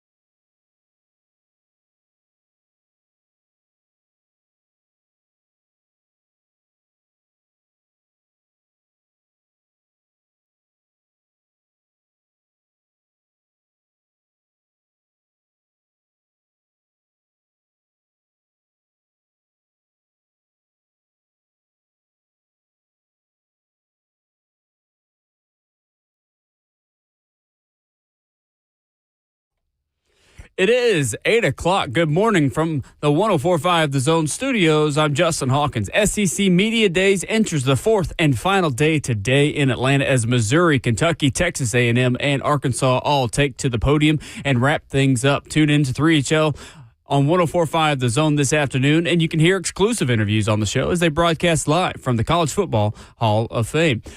Nashville Soccer Club got back in the win column last night with a 3-0 shutout over the Columbus Crew at Geodis Park. An own goal by Columbus in the second minute got things started, but Hani Mukhtar and Sam Surridge scored for the boys in goal to secure the win and Nashville's 10th straight unbeaten result at home. Nashville goalkeeper Joe Willis needed to make just 4 saves to grab his 8th shutout of the season. NFL news yesterday, veteran defensive end Von Miller took to social media last night and announced his own signing for a 1-year deal with the Washington Commanders. The deals on the deal have yet to be released. Also, a second-round pick from this year's NFL Draft signed their rookie deal yesterday as the 49ers and defensive lineman Alfred Collins agreed to a 4-year, $10.3 million contract with $9 million in guarantees. This deal could be the trigger that you could see multiple other second-round picks signed in the days to come. For all your foundation repair and waterproofing needs, you got to go to USSTN.com. Breaking news at once on your home for the Titans involves. This is 104.5 The Zone.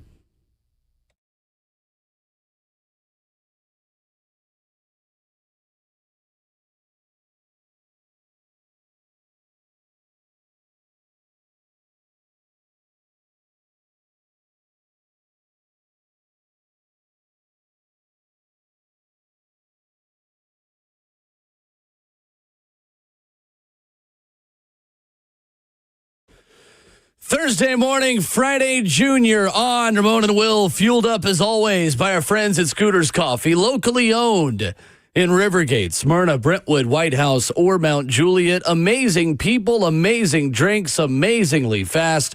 And Ramon Foster, we have amazingly quickly run through the first half of the program on this Thursday. Yeah, we have, man. We're cooking this morning, man. Cooking with gas. Quick 2 hours to start the day. 2 more to go. And then 4 more for you tomorrow morning. I'm here for it. 615-737-1045. He is the Big Ragu, the 11-year NFL vet, the Vol Network analyst on your radio dials across the South, Ramon Foster. Justin Hawkins, our producer. I'm Will Bowling. Nashville SC beats the Columbus Crew 3-0 last night, improving its best home record in MLS. The boys in gold 8-1-3 at home in MLS play this season. With 11 matches to go, Ramon Foster, the boys in gold, who were in denim colors last night, matched its single season high for wins. 13 wins, tying the records set in 2022 and 2023.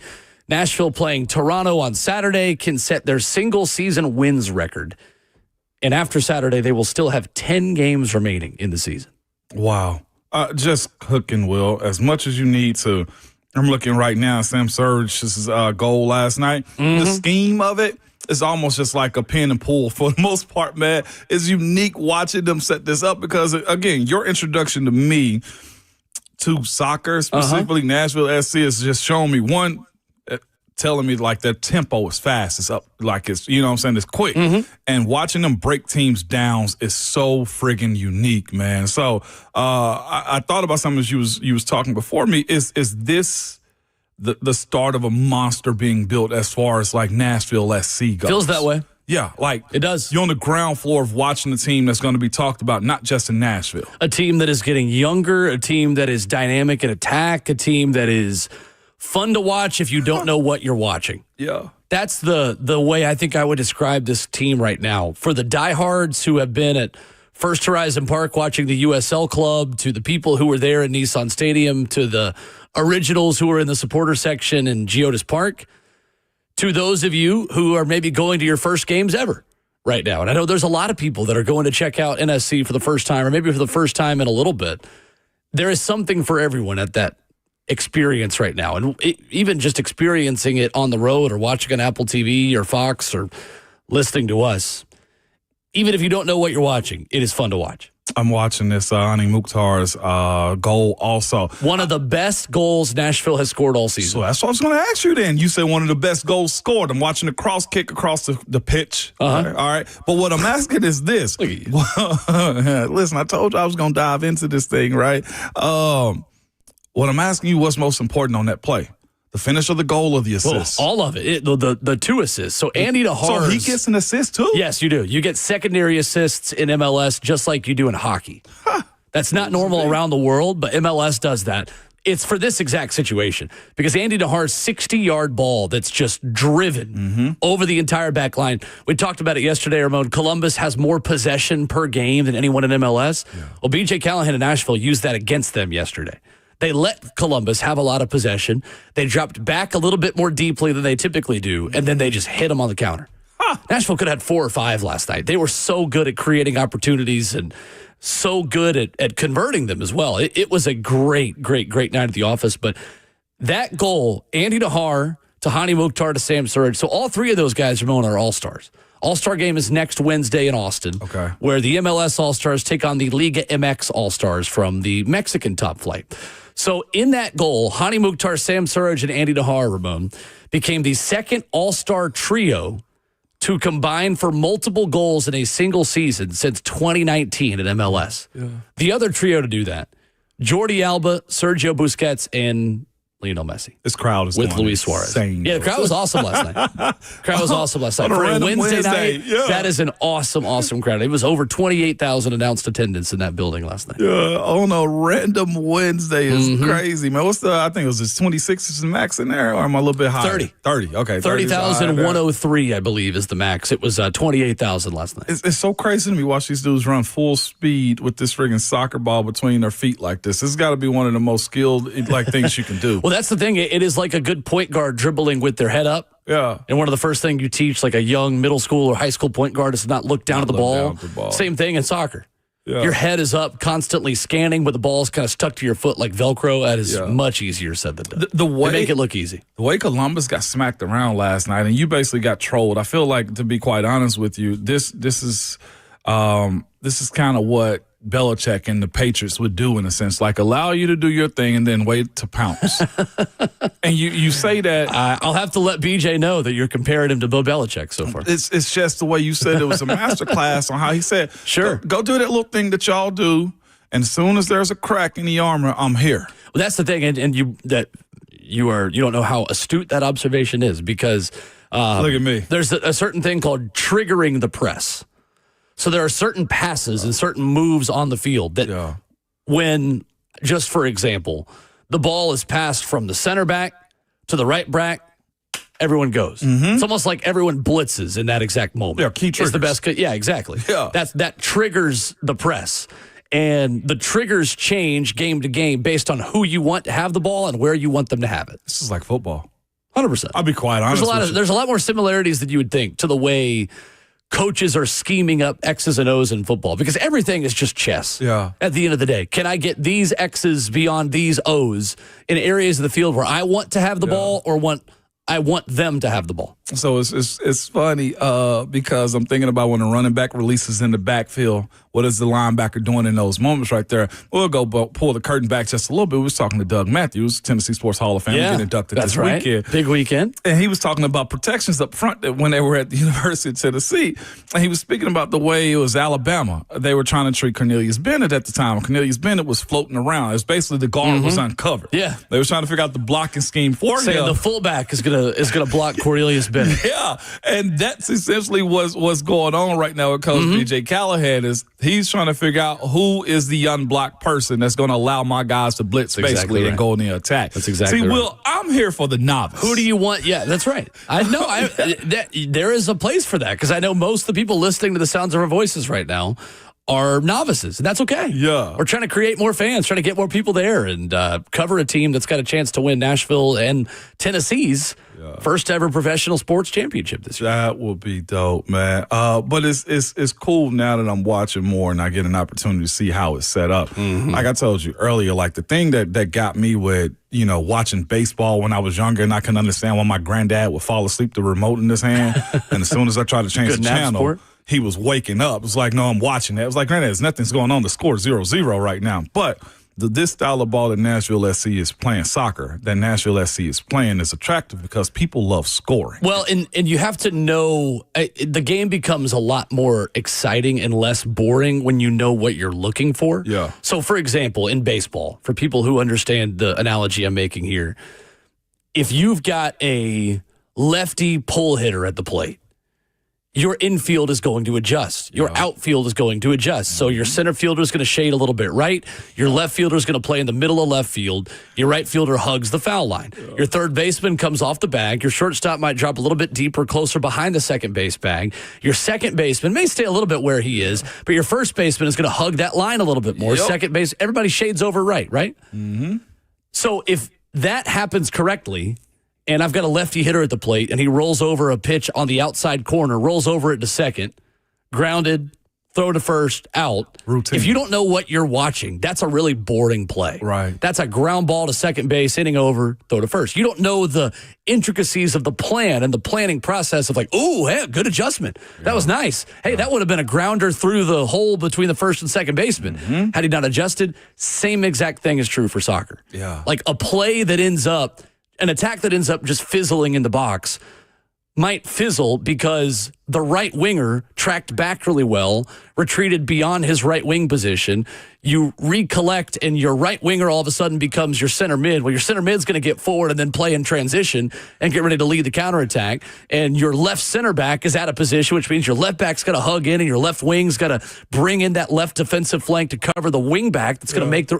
I'm going a little bit in the weeds now, just to give you the example of. If you buy into it a little bit and invest in this team, I promise you, you're going to find it exciting and interesting. There is no off season, is what you're saying. Well, no. What I'm saying is, from football to basketball to soccer, you're good to go around for the sure. city. Basically. Absolutely. There's always something to cheer for in this town right now. Yeah, not the way it used to be when I was growing up. We'll get there. I mean, maybe when I was growing up, the Preds and Titans were both here. But for my siblings who were 10 and 12 years older than me, they didn't have pro sports they could just go watch on a Wednesday. Other than the Sounds and briefly the Nashville Express. Did you grow up, was soccer the first sport you played? I never played soccer. Yeah, me either. I have two left feet on the dance floor and on the soccer field.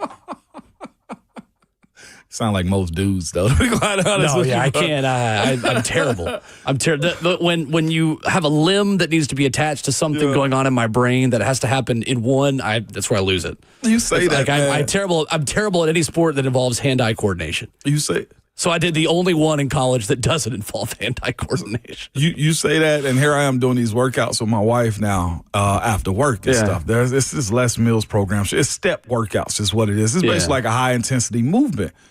And you're on these, what's those aerobic boxes and stuff where you step the step boxes that you do stuff on. And they're stepping and jumping, and I'm trying to attempt, I'm never getting out of shape again. Do you hear me? I'm never. I'm trying to walk a little bit when I don't do lifts too. I'm right there with you. As I tell myself, as long as I'm moving, I'm doing the workout. Yeah. I'm crossing my feet over. It's supposed to be like crossover, step to a lunge 3 times, get back up, jump, step over to a lunge 3 times.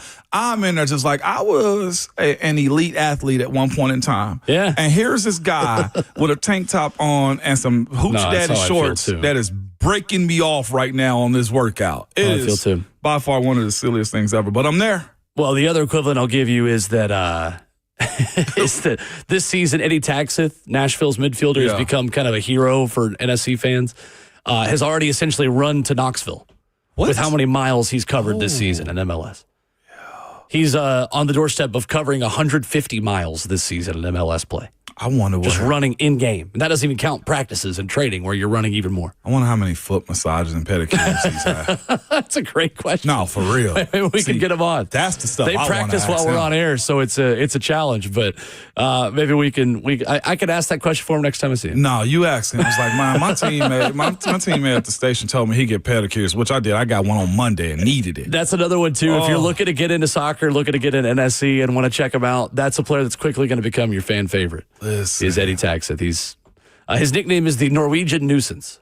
Okay. A little bit of affectionately. That's a compliment. I was going to say, is he a Vontaze Burfict type out there? Well, maybe not dirty, but he is. I asked him that early in the season. We had a meeting with him. I was like, do you pride yourself on annoying the other team? Yeah. He said, no, I watch film to see who I can wind up a little bit. Says, I literally am looking on film to see who's the star player I could get out of their game a little bit. Yeah. Constantly, just within the laws of the game, within the echo of the whistle. There's nothing physical. There's nothing dirty about it. It's just you need someone on your team that's going to poke and prod the other team's star. I had a teammate like that. Cody Wallace. He was a backup when Marquise tore his knee up, his ankle up. Cody would absolutely, but we used to call him the neighbor. Okay, he's like Mr. Rogers. Okay, I like Will, the best human being you've ever met in your life, the best dad. But on Sundays, this dude was a menace. Okay, he was a nuisance himself, and he got caught poking somebody on film one day. Oh. The tape is out there, is what I would tell Fantastic. you. But if you know the person, that's not him at all. It's just when he goes on that football field, it's weird. So I appreciate guys like that. You need them on your team. Go out and see that team Saturday. NSC, another home match. What Taking time on is it? Toronto FC, 7 o'clock. The pregame, 7:30 kick. I was going to say. You want my tickets? A double up. No, I can't. I got Savage event. Oh, of course. What am I talking about? I got Savage. I got Otherwise, I would be there, too. Yeah. I'd be there at the Tennessee Sports Hall of Fame banquet if I wasn't calling the game Saturday night. Yeah. It's two good options for a Saturday. Taking my mother-in-law and my son on a date with Nice. me, man. I love Keisha it. and RJ leave tomorrow. So, my brother Nardo and his wife coming in, too. So, nice. Be good That's awesome. family event. How could I forget? Good stuff. 615-737-1045 as we continue here in Hour 3. Back to the college football world. The Foster 5 is next as Ramon ranks the top 5 college football teams in the SEC as talking season turns into actual football season very, very soon. That's next.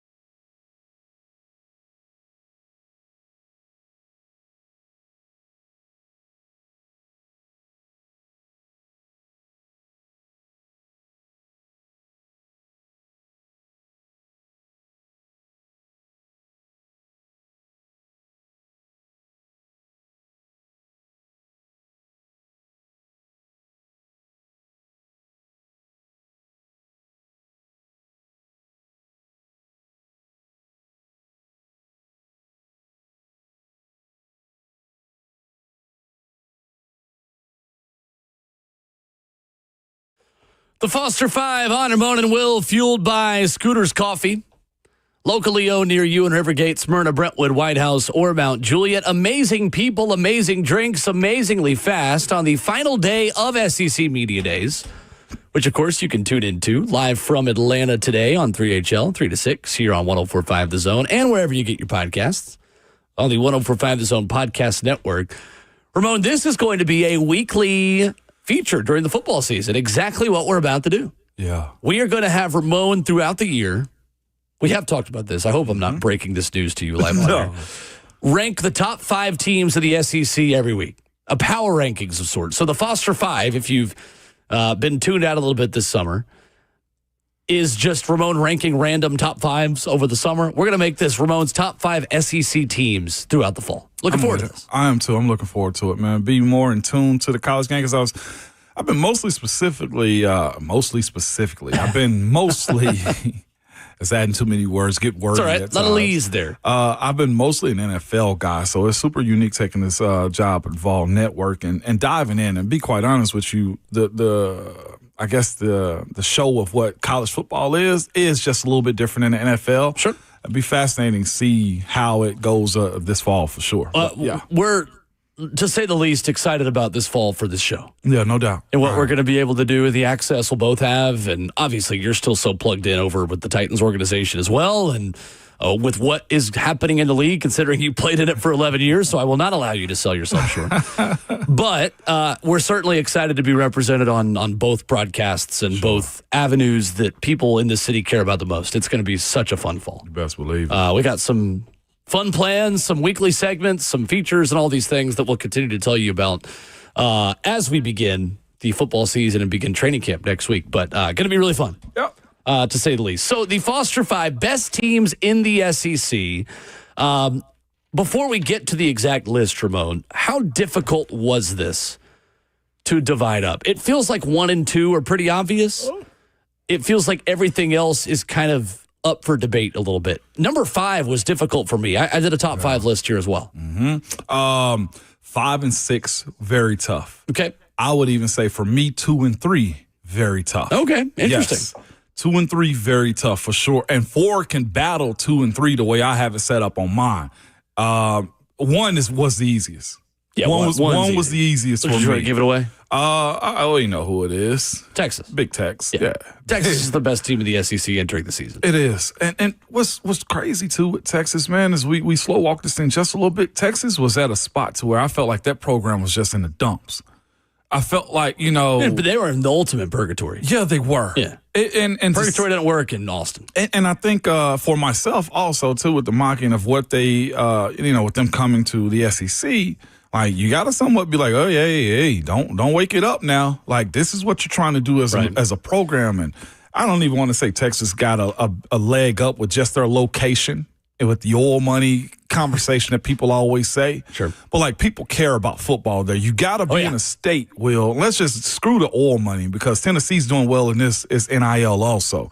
With pilot money. There it is. They probably different kind of oil money. Buying it from Texas. Yeah. But what I'm getting at is this. You got to be in a place that absolutely loves football. And I think that's an issue for teams like that are in Mississippi, that are Arkansas. Because Texas is going in and taking the best players. You see what I'm saying? Like, they want all of that. Texas is one of those programs whose ceiling is the very top of the sport. Yeah, no doubt. Texas is there. Georgia, it might be the easiest job in the country, considering the fertile recruiting ground of Georgia and Florida in the South that's right there in Atlanta in your backyard, and the level of investment and facilities and the fact that as a football coach, you are the event on campus. Absolutely. There's nothing else other than some gymnastics and high softball. Schools. You know what I'm saying? The tennis. Stadiums. Right. And like, I bring it up just to say, like, there are dudes who probably never played NFL football or college football that are gods in Texas, because of high school football and state championships. That's the thing. We talked about this with Quinn Ewers going pro when he did. We made the point. Josh Payton talked about this on his show. The value of retiring your college career as a Texas Longhorn means something, not only emotionally, but financially. You know how much you can make as a speaker series keynote guy for the rest of your life as a former Texas quarterback? You throw a lot of that away if you're Quinn Ewers and because Quinn Ewers had two options, transfer portal or go to the NFL draft. Quinn Ewers was not going to ever be the quarterback for the University of Texas in 2025. That has always been Arch Manning. The same way that Carson Beck was never going to be the quarterback at Georgia in 2025. It was either NFL draft or transfer. He chose transfer. Quinn Ewers chose NFL draft because it was valuable for him to finish his college career as a Texas Longhorn. I'm glad that still means something to some people. It doesn't to the majority of college football players anymore, the way it used to, but it means something to some people. But what a crawl back for them. But they're number one on my list, though. As they should. Yeah. As they should be. Yeah, we got off track on that one. The point still stands that Texas is the best team. Defensively, what they return. I mean, Anthony Hill Jr. at linebacker, Mafe at in the defensive secondary. Teams like that are not immune to, they're young this year. Yeah, they're young with a bunch of 5-stars. Talk about it. I mean, Georgia last year was rebuilding and won the SEC. Yeah. Literally. Georgia was in a rebuilding year last year, won the SEC, and they couldn't catch a pass. Could not led the SEC in drops. Didn't matter. And anyway. not just that for Texas. They got a breeding ground for bigs. O-line and D-line. And linebackers for that matter, too. Let's go in that order, because I feel like number 4 and 5 is more interesting than who's at the top of this list. Because the top of this list is easier. Yeah, I'm a little bit different. Really? Yeah. Oh, I also have Texas 1, obviously. Who do you have 2? LSU. Oh. Shocked me, too. I'm not an LSU believer. I've been convinced over the last few years by listening last few days, listening to 3HL coverage on how, like, Peter Burns spoke about LSU and Brian Kelly. He called him BK. He's saying as focused as he's ever seen him be. The fact that they lost Bryce Underwood. Classic July statements we love to make. I thought about it, too. I kind of want to just be a little edgy on this one, too. Sometimes these statements are 100% right. Sometimes it's talking season and they're smoke screens. I'm on the other side of it, but I understand where you're coming from. The part of, like, them losing Bryce Underwood for that amount of money to Michigan. Forced everyone to wake up who has money. Exactly. Yeah, then they spent a lot of it in the transfer portal. And then the way they hit the portal and them also having a supposed to be projected first-round draft pick at quarterback this year, too, plays huge dividends as to why I'm having them at number 2 on my list. And then I also feel the pressure of the job for Brian Kelly this year, too. I think 2025 LSU is 2024 Ole Miss. Close, but not good enough. Bingo. Bingo. I think LSU on paper is a top 5 roster in the SEC right now. First game matters. That's the issue. They've lost 5 straight week That's ones. the issue. That's the thing is, with their schedule, you have to either be really good on the road in SEC play or beat Clemson to make the college football playoff.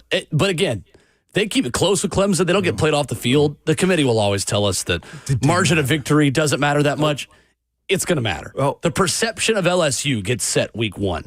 And unfortunately in college football, the perception of who you are in week 1 ultimately dictates what we make you out to be in week 12. And that's pretty unfair in this sport, but the preseason poll absolutely matters because it is the framework of the context of how we view teams throughout the season, barring something crazy like a 2-10 FSU or a 11-1 Indiana. Like, you've got to really stink or crush your expectations to change the identity of who we think you are in September. Look at Arizona State. Yeah. We didn't see them as a legitimate player in this because in the preseason we thought they'd stink. Yep. Well, and then they almost beat Texas to go to the semifinal of the college football playoff, and they stuck up on us. They were always going to be a team that, if it all came together, was pretty decent, but we set the identity of these teams in September. Anyway. But to that point, I'm going to roll with the first rounder. I'm going to roll with them pouring into the potential first rounder. And I'm going to lay on the fact that they got a lot in the portal. The reason I think they're like LSU is, again, like you said, it's another, like Ole Miss, it's another middle of the first round quarterback prospect with a new transfer-laden offensive line, a lot of good weapons at wide receiver, but a lack of continuity in a season where you need continuity up front. Ole Miss in 2024 invested heavily in the portal in their offensive line, and a lot of good individuals never quite meshed as a 5. That's my concern for LSU, is that Garrett Nussmeier last year in LSU were what they were with 2 really good tackles. Really good tackles. And I know they've brought in good players, and they always have recruited well, maybe not as well as they should.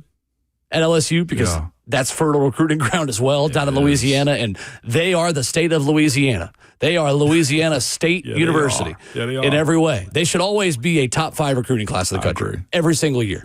With the resources that they have. I'll just have to believe it when I see it. With as difficult as their schedule is. That's why it's preseason pick. That's fair. We will do this again, by the way, week 0. Okay. Because once we get fall camp reports, and some guys will get hurt, and some guys will be in the best shapes of their lives, the worst shapes, and we'll do this again, a week 0 version of it. I've got LSU 4th on my list of top 5 of the SEC. Who you got number 3? Georgia.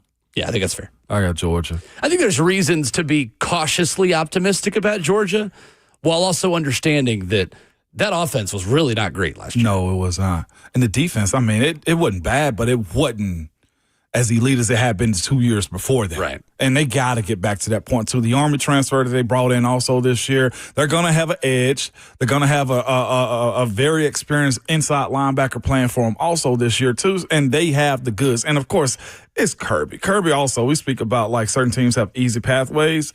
Kirby's not the hardest either, to be quite honest with you. Texas, late in November, is probably the biggest matchup. I know the Vols and Miles Kissman said we're going to beat them. If we do Miles Kissman, your night is on me, okay? That's what I'm going to tell you, my brother. But with that being said, they're 3, and that's probably disrespectful to Georgia.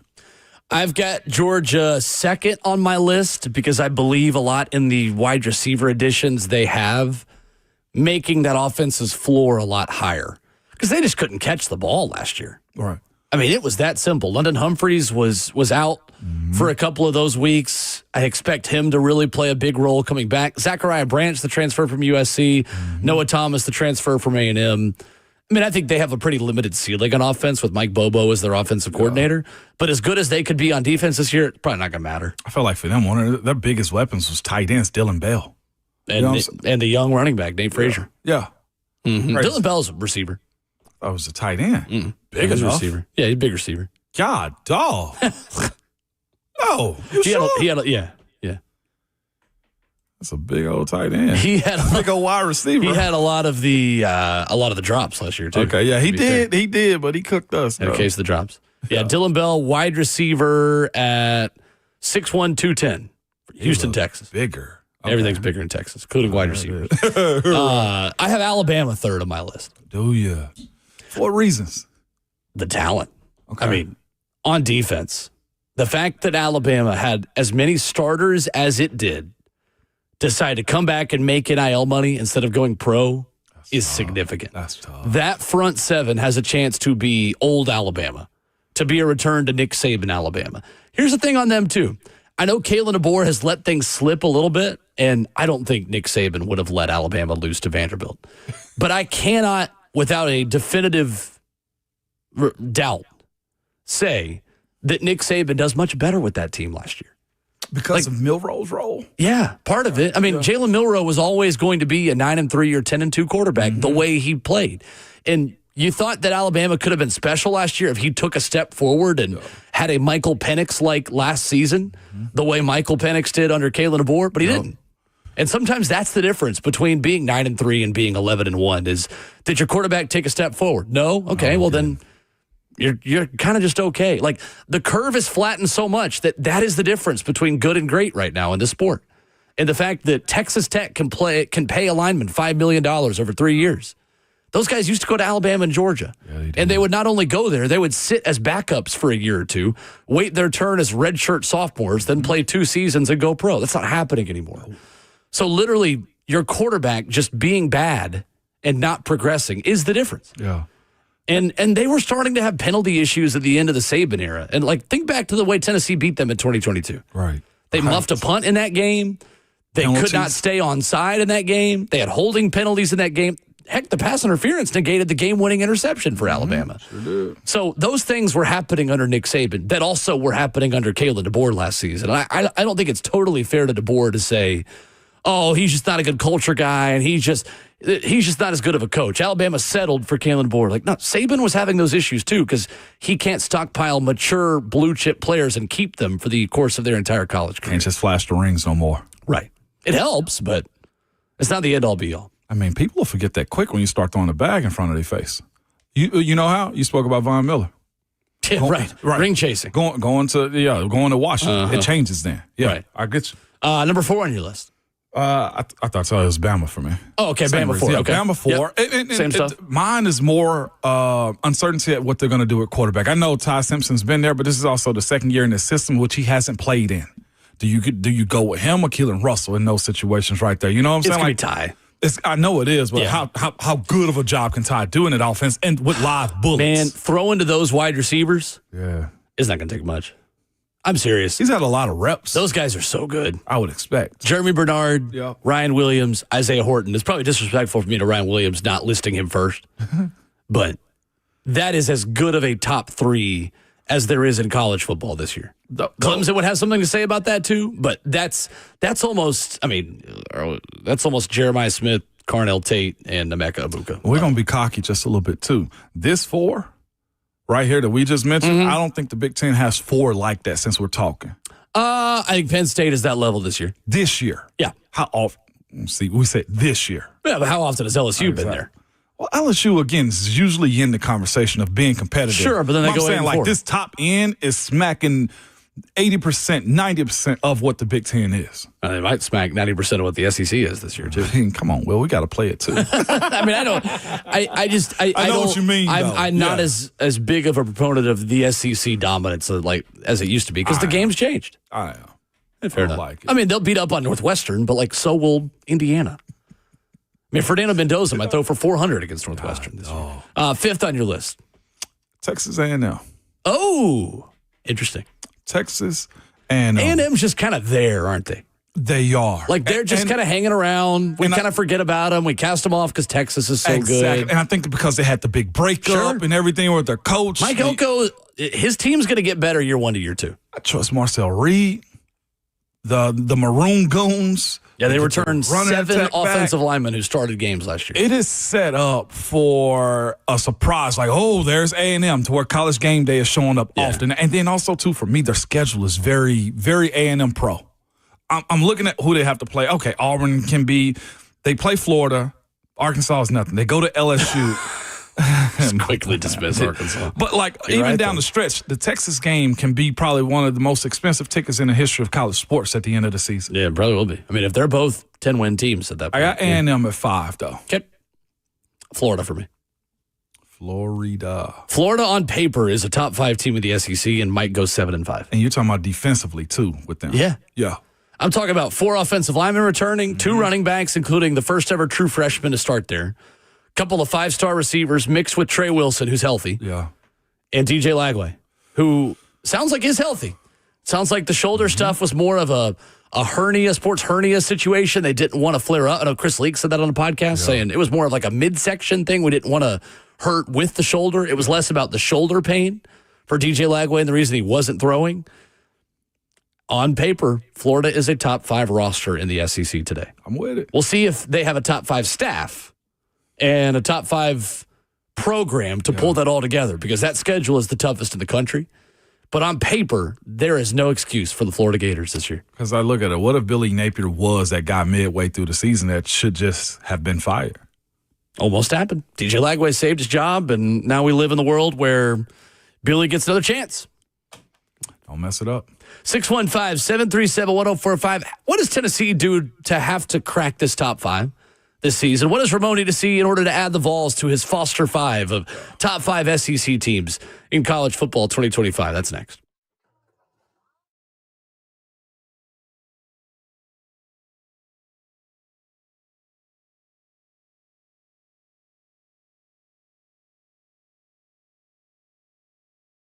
Hey, it's Will Bowling. Are you having home electrical issues? Well, available 24/7, the Lee Company team handles electrical problems and more in short order. From routine repairs on outlets and switches to fixture upgrades and generator installations, their award-winning electricians will get the job done right the first time.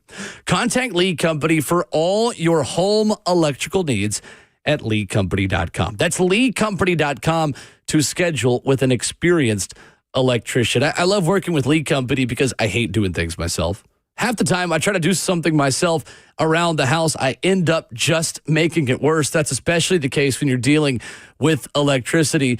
So make sure that you're taking care of everything in your home. All corners of your home, Lee Company will always make sure it is efficiently running as possible. LeeCompany.com to schedule with an experienced electrician. Online, LeeCompany.com. That's Lee Company, all you need.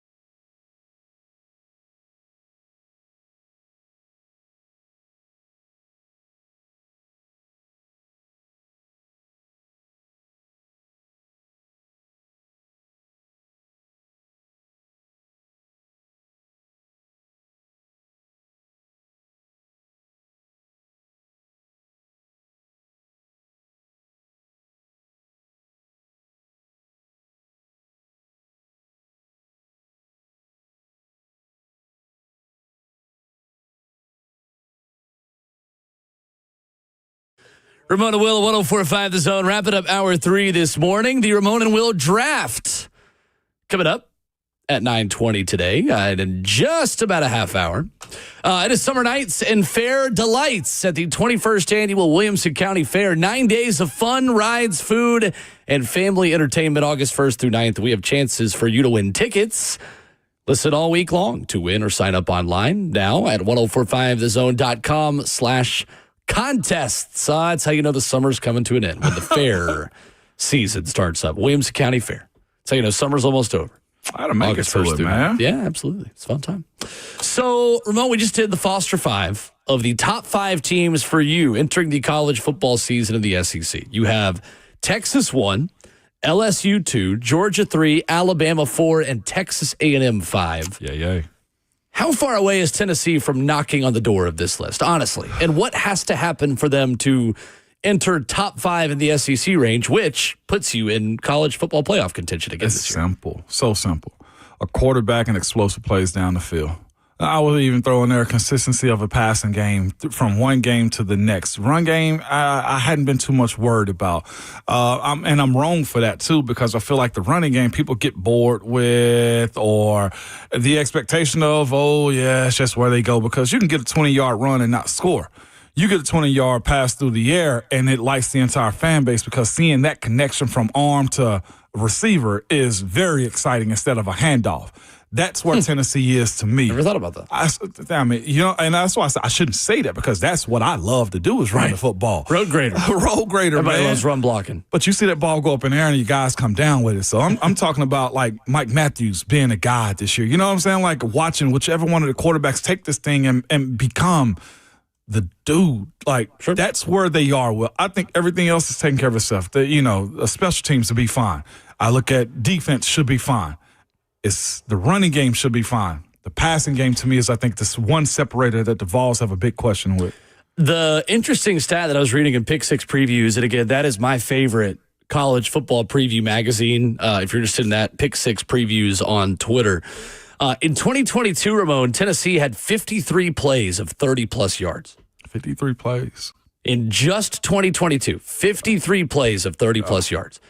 The last 2 seasons combined, Tennessee does not even have that in 30-plus yard plays. Tennessee has 52 plays of 30-plus yards the last 2 years combined, one less than they had in all of 2022.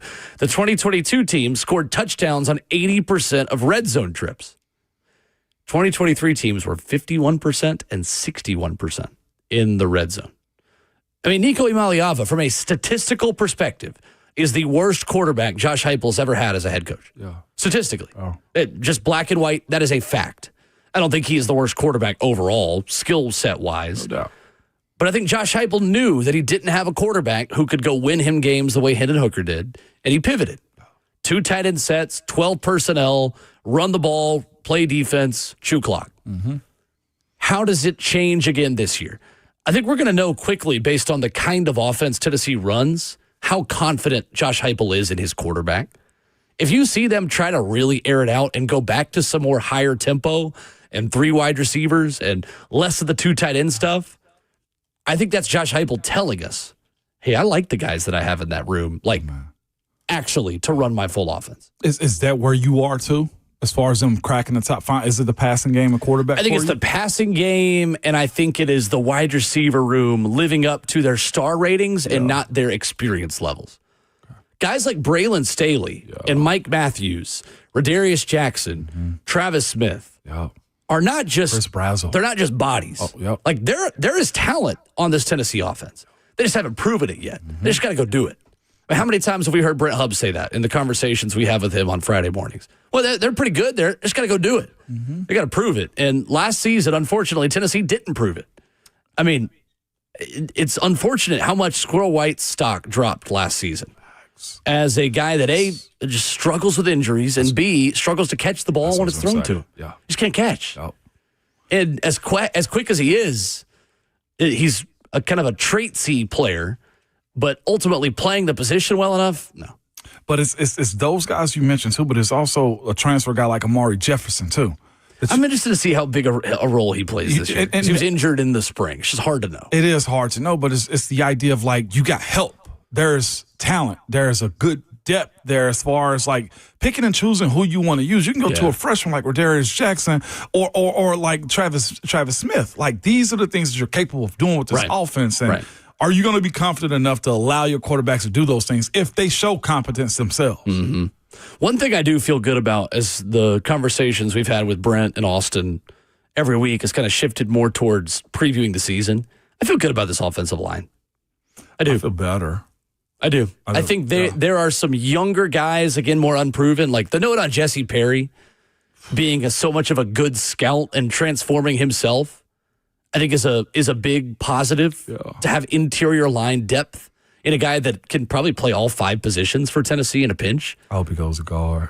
But it sounds like Sam Pendleton and Wendell Moy are the real deal. Yeah. At interior offensive line. Pendleton probably at what, center? Center. And with Moy at guard right beside him. Yep.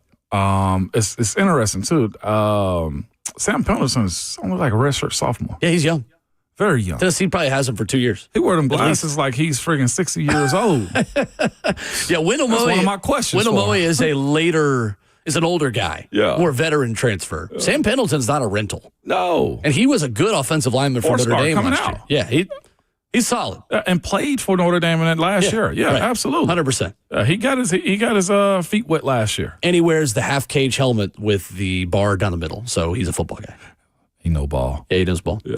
Coming up, Eli Drinkwitz at the podium this morning. He always says interesting things.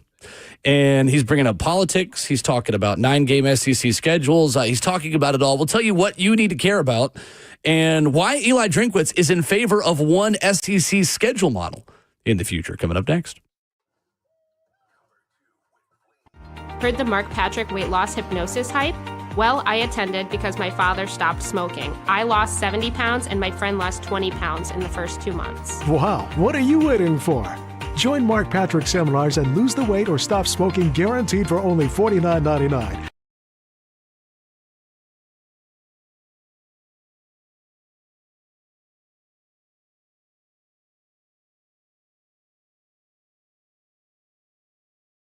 It's Ramon and Will for Window Nation. Will, you said this morning it's going to be a hot one today, and guess what, man? If you got some bad windows around your house, it's not keeping the AC in your home, man. Window Nation can help you with this with their energy-efficient replacement windows. Your home can be comfy and cool the rest of the summer. Better yet, here's the even cooler thing. Window Nation is currently offering 50% off all window styles and no interest to the year 2030. As good as of an offer as you're going to get, Ramon Foster, and you got to act now while this offer is still available. Save big this month, Window Nation, 50% off all window styles. 0 interest for 5 years. That's right, no interest until 2030. WindowNation.com is where you go to check them out. Window Nation has installed over 2 million windows across the country, and their windows come with a lifetime warranty. So don't miss out. This is Window Nation's best sale of the year. Give them a call, 866-90NATION, or check them out online at WindowNation.com.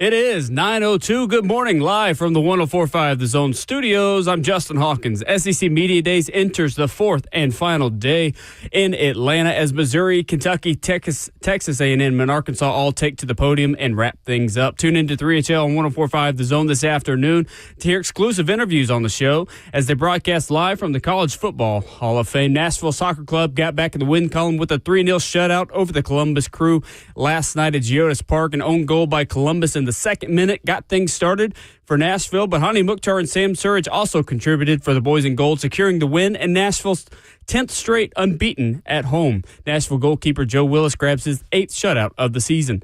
And in NFL news yesterday, Super Bowl 50 MVP and 8-time Pro Bowl defensive end Von Miller took to social media last night to announce his own signing for a one-year deal with the Washington Commanders. The details on the deal have yet to be released, but Von Miller's entering year 14 and has 129 and a half sacks in his illustrious career. For all your foundation repair and waterproofing needs, you got to go to USSTN.com. Breaking news at once on your home for the Titans and Vols. This is 104.5 The Zone.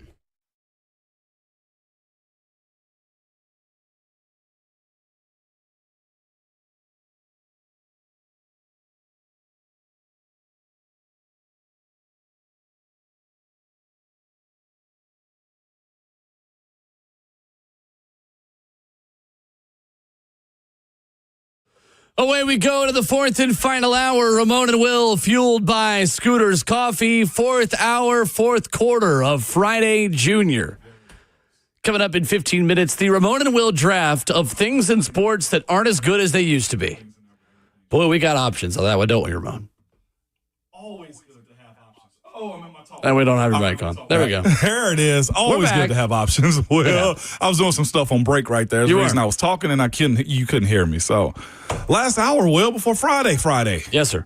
And last Friday, before we don't have anything else to do but football, and I'm here for it. Do we make a big fuss about football and we shouldn't? No. What do you mean? I was just wondering. We shouldn't make a less fuss of football. It's the sport this country cares about the most. It's the fabric of our nation. It's what holds this democracy together. It's what brings people It's what brings people together and also apart in a lot of ways. Old and young and dads. That's exactly and right. kids. And it's why of the top 100 broadcasts on U.S. broadcast television this next year, 76 of them will be football games. I'm serious. I know you are. The NFL and college football rule, and then everything else is battling for third. Yes. I'm 100% with you on that one, man. That's why we'll get people that'll comment on Infinite Bank chat can you guys please stop talking football? Huh? No. No? I'm not going to, so quit asking. And we're still going to talk Nashville SC and talk about the Preds and all the other things going on. But, you guys want to hear football. And even if people will comment every now and then and say, we're tired of football. No, you're not. No, you're not. I promise you're not. That's why. And I promise you the vast majority of our offense will snore if we go too long without talking football. So we're just not going to do that. You see how you were so locked into football right there? You said the vast majority of our offense. Did I say audience? You said offense. Gosh, that midnight bedtime last night's getting to me, isn't it? Let's go, Will. Listen, words, our midnight offense.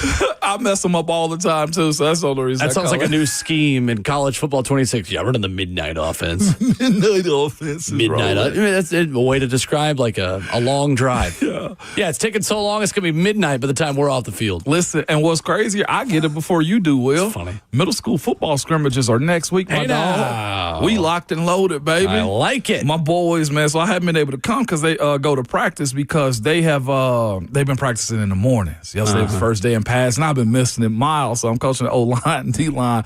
Miles, my youngest, is like, Dad, the guys are wondering when you coming back to practice. Are you still coaching us? I'm like, Miles, you live with me. You know I'm coaching you guys, okay? Like so I live with you me. right here with me. Come on, man. Yes, I'm coming back. So if you need me from 3 to 5, you can call me. I might pick up, but you don't. I love saying that. If you need me, no, you don't. No, you don't. No, you don't. So, awesome. Eli Drinkwitz in front of a very sparse crowd is cooking. Cooking.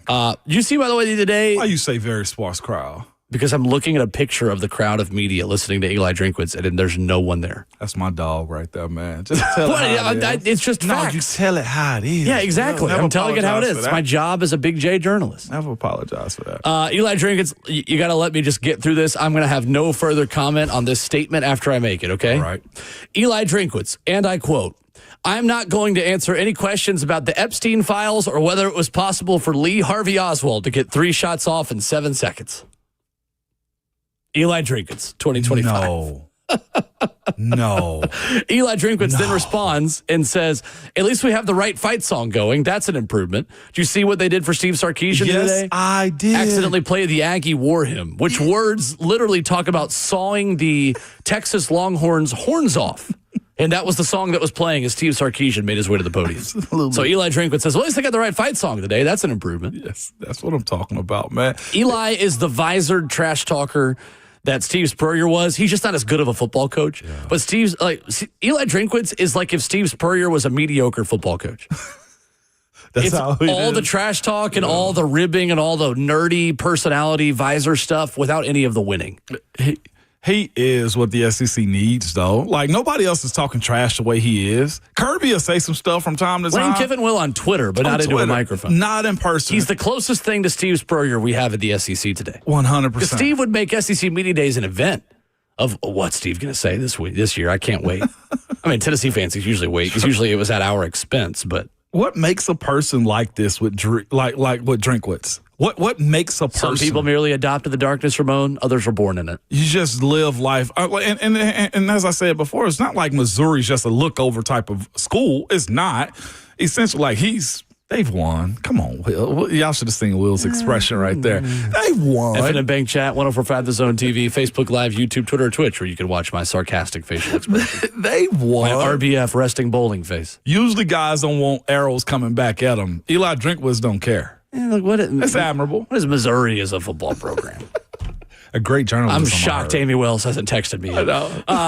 And Ashley Farrell, too. Yeah, I know. Exactly right. Exactly right. Drinkwitz, though, did have a comment I like. And he also said, my first 5 years, I used to care what you guys thought of me. I don't anymore. That's okay, real. well, self-reflection. That's real. Fair enough. Yeah. Eli Drinkwitz talking about an 8 or 9 game SEC schedule. I found this earlier. I've since lost it. Yeah. So I am trying to find it as I'm talking at the moment. There it is. Brett McMurphy putting it out. Eli Drinkwitz on whether he favors an SEC 8 or 9 game schedule. Quote, "I've been for the 9th game. If it's for the players and fans, it's a 9-game SEC season. If it's for coach preservation, ... hey, I get it." Meaning that coaches want to keep their jobs by playing 8 games and scheduling the worst Power 4 team they can. Yeah. It is why the University of Virginia is the bell of the ball right now. You said the West Virginia? The University of Virginia is the bell of the ball. Everybody's got to, because the SEC has to play a Power 4 team. Oh, you silly. Northwestern is the pretty girl you want to take to prom right now. I mean, Duke I get what you're used to be, saying. not anymore. But like SEC teams are required to play a Power 4 non-conference game. Well, you say that, but Indiana's out here dropping Virginia too. Did they not? No, Yes. didn't they add Virginia? No, I thought they dropped them. Okay. Yeah, they dropped them because of the competition. Because who was it? I think it's Peter Burns again. He went to town on them, man, about them dropping games and going to lesser opponents Greg when they already play. Sankey is the official SEC spokesperson. I feel like Peter Burns is the unofficial SEC spokesperson. Easily. He will kneecap anybody, man. I'm talking about it. Say anything about the SEC. Peter Burns is going to be there. Indiana canceled a home-and-home series with UVA. Yeah. And must pay them $500K. They have added home games with Kennesaw State in 27, the Governors of Austin P. Come on. In 2028. We are officially Govs. This is an Austin P show. And Eastern Illinois in 2029. Yeah. Pay the bag. I hope Austin P go up there and win, too. Absolutely. Yeah, you best believe Absolutely. Yeah, Peter Burns put out, you see some people are crushing Indiana for this move. It's brilliant. They can play nobody in non-conference and use the Ponzi scheme of perceived conference strengths of the Big Ten to steal a college football playoff bid. Don't work harder, work smarter. I told you, he don't play. He don't play at all, man. Drinkwitz is right, though. If it is for the fans, a 9-game schedule is better because it preserves more traditional rivalries, in my opinion. You could have 2 protected rivals, and then you play 7 SEC games against other teams within the conference, and you go home and home with them and switch every year. But no, I mean, yeah, I'll pass. that is tough. I prefer the 9-game schedule too, but coaches want 8 to save their jobs. Yeah, there's one more SEC game. For as hard as Florida and Oklahoma and Vandy's schedules are this year, they're laying on the mat with a bloody nose already, saying no more. I'll be quite honest. I wouldn't. I mean, so do we believe that the SEC is harder at 8 games than it is at 9? Like the money it's side harder of at it. 9. That's what I'm saying. Yeah, That's what coaches want. 8. I mean, then the 9, then what?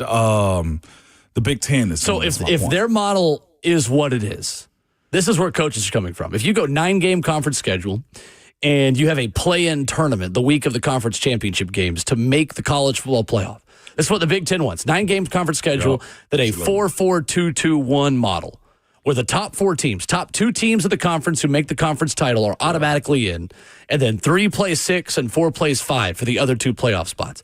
Well, if I'm a coach and I go 7-1 in conference play and I'm the 3 seed, but my quarterback gets hurt in the 8th game, I'm done for. Absolutely. It's preserving your job. It is. It is easier for SEC teams to make the playoff because of their own perceived strength as well, because there is a perceived strength of the SEC that's not always accurate year to year as the talent level flattens a little bit. The SEC can play cupcake non-conference games, play 8 SEC games, and in the 5+11 model, they're always going to get 5 or 6 teams in. Yeah, I live that life, though. I'd much rather be that way, to be quite honest with you. Having gone through that, adding another SEC team, you find yourself in a pickle one friggin' Saturday night when you got to play against Arkansas and lose. But it values the regular season so much more. It does. Because the standings of the SEC would finally matter again. I get that. It makes more teams be in the mix that can win the national championship late in the season. But does it affect the overall ranking as it pertains to how this college football totally playoffs affects the ranking? Well, it affects how much November will it be games weighed matter. The same is what I'm saying. What do you mean? As far as when the committee's picking these top 12, sure. Will they weigh it the exact same, or will they look at the numbers of losses as it pertains to? Well, how can you when teams don't have balanced schedules? Yeah. Like an 8-4 LSU last year is still probably better than Indiana. Yes, absolutely. Exactly. Yeah. So then take out that process of trying to judge an 11-1 on the West Coast to an 8-4 in the Southeast. Yeah. It's an impossible project. If you just insulate conferences in their own conference races and say conference races at a play-in weekend decide the college football playoff, you take away a lot of the apples and oranges you've got to do to compare unbalanced schedules, and you also make it easier to balance the schedule to where you don't have Tennessee, who this year is playing the 4 worst teams of the conference, and Oklahoma might be playing the 4 best teams of the conference. Yeah. When you add an extra game, it's easier to balance it out where everyone has a fair and balanced schedule versus Georgia last year had a totally different schedule strength than Missouri. Missouri this year plays their first, I believe, 6 games at home before they ever go on the road. It's a luxury. That's what I'm saying. Yeah. That's why you add the 9th game, is to balance it out a little bit more. All right, I wrote. And it makes, if Tennessee this season is a 1-loss team going into November, they're in the college football playoff probably. Yeah. They can afford to maybe lose 2 games. Yeah. You don't want that. You want November games to be the peak of your sport, not, this was already decided in September and October, so that's fair. Now teams can just coast in November because they know they're already in. Yeah. No, if you're battling for a top 6 spot in the SEC, every game is going to matter through the end of Thanksgiving. And you can't just pack it up. Exactly. Savage said 500,000 to duck the smoke. Yeah, UVA. Come on, Indiana. That's the Power 4 team everyone wants to play. It's running. UVA. Running. Tony Elliott and them, they're in trouble. He was almost involved. That program is not great right now. Yeah, no, he was. He was almost From involved. all reports.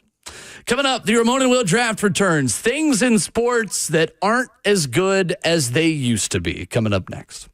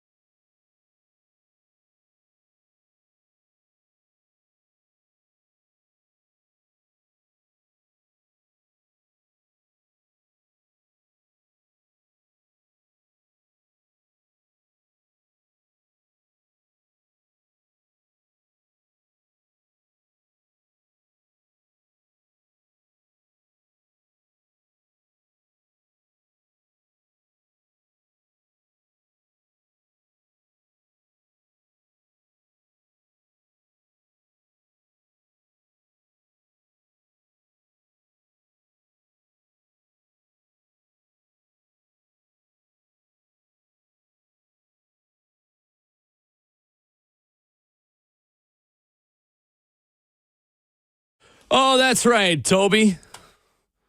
Here in hour 4, we are drafting the things in sports that ain't as good as they once was. Ramon Foster and Will Bowling, we're as good as we've ever been here on this program. At Ramon Will, where you can follow the show on Twitter and vote on our poll of who picks the best team coming up here in a matter of seconds. How do you guys feel about this topic? I like this one. I don't have a draft board on paper. I just have a ton in my head. Yeah, it's tricky is what I would say this one. But Okay. I think this is going to be a good one because we all complain about sports and take me back to the old days That's type right. of stuff. Yeah, but yeah, I'm here for it. This has the potential to go a lot of different ways. Yes, it does. Yes, it does. All right, we're going to spin the wheel for the first pick. Survey says Justin again for the I second don't know how I feel straight about the first week. pick. Yeah, Not for this one. I feel like the second. No, I wish I had the first pick because the one I want. You want to trade? I'm no. The wheel. The first wheel. draft trade? The wheel is final. Just like me, the will is final. The wheel is final. All right, Justin gets first pick. I feel like the second pick's the best one to have, Yeah. Or the third because you get to double up. or the first. Okay, anyway. Yeah, it's all the three of us. All right, spinning again. And it is going to be me. Yep. Well, I get to double up. There you go. Pick wisely, fellas, is what I would tell you. Uh-huh. Pick wisely. All right, things in sports that aren't as good as they used to be. And you can call in 615-737-1045 to give your submissions after we are drafted. Snake draft, 4 picks each. We each will make a team that we'll put out a poll, and you'll vote on which team was the best picks. Justin Hawkins begins. No. Yes. Gosh, I really didn't want the first pick in this one. All right, let's just go with one that's on very prevalent in today's sports. Let's go with college football and NIL.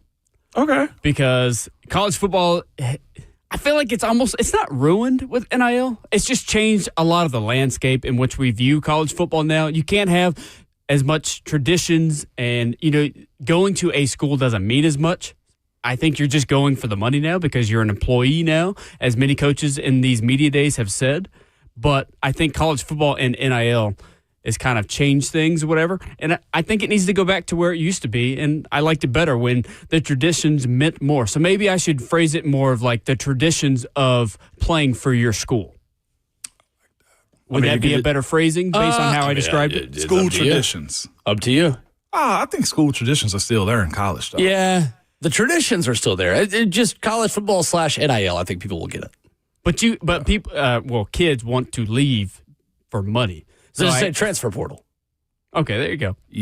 Transfer portal affecting college football. Striking that one off the list. All right, my number 1 overall option is still available. Easy. It was this week.